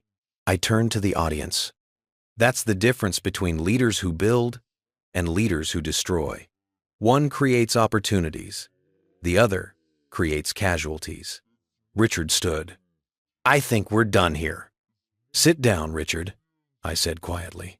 You wanted to see me fail, to prove I couldn't make it without crawling back to you. Well, here I am, not crawling, not failing, succeeding, and you can't stand it. He stared at me, jaw tight, face flushed. Then he walked off the stage. The audience erupted. The conference erupted into chaos after Richard left. Attendees clustered in groups, phones out, already tweeting and posting about the confrontation they'd just witnessed. The moderator looked shell-shocked. The other panelists sat frozen, unsure whether to continue or abandon ship. I stood, thanked the moderator, and walked off stage with as much dignity as I could manufacture while my hands were shaking. Melissa was waiting in the wings. Holy shit, she said. Too much? Perfect. She grabbed my face and kissed me hard. Absolutely perfect. My phone started buzzing immediately. "Call me! You're trending on LinkedIn!" Marcus Webb looking panicked somewhere in the crowd. But before I could process any of it, I saw him. Richard stood in the corridor outside the main conference hall, alone for perhaps the first time in his professional life. No admirers, no sycophants, just a man who'd walked off a stage and found no one following. "Go," Melissa said. "Finish it." I approached slowly. Richard saw me coming, straightened his shoulders, prepared for another battle. "David," he started. "I'm done fighting you," I said. "I just wanted you to know I don't hate you. I don't even think about you anymore, except when forced to. You spent 3 years trying to prove I wasn't worthy of your daughter, but the only thing you proved is that your approval was never worth having." His face hardened. "You think one good quarter makes you successful? One panel makes you my equal?" "No. Success doesn't make me your equal, Richard. Success makes me better than you. Because I built something without destroying anyone. I led without manipulating. I succeeded without needing to make others fail." "Melissa will come back," he said, desperate now. "When the novelty wears off, when real life sets in, she'll remember where she came from." "She already remembers.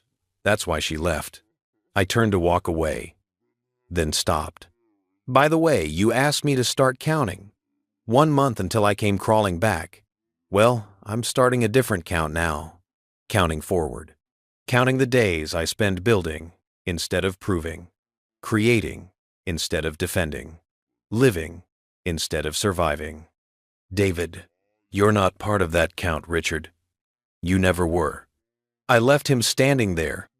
3 months later, Melissa and I stood in our newly furnished apartment, real furniture now, pieces we'd chosen together. She'd been promoted to lead consultant. My department had exceeded every metric, expanded to 12 people, and had been featured in 3 industry publications. "Any regrets?" she asked. Curled against me on our couch. "Not one. Not even the public confrontation. That's going to follow you forever. 10 close. This stayed. She be wanting. 4 of dumbing." End quote. "Good. Let it. Let everyone know. I'm not afraid of Richard Kane anymore. Kane." End quote. End quote. It is end quote. Fively send. End quote. End quote. End quote. End quote. Willa Medical Brown. End quote. End quote. End quote. Richard Kane. End quote. End quote. My phone buzzed. A LinkedIn message from someone I didn't know. "Saw your panel in Chicago. Just left a toxic executive position because of it. Thank you for showing what's possible." I showed Melissa. "You did that," she said.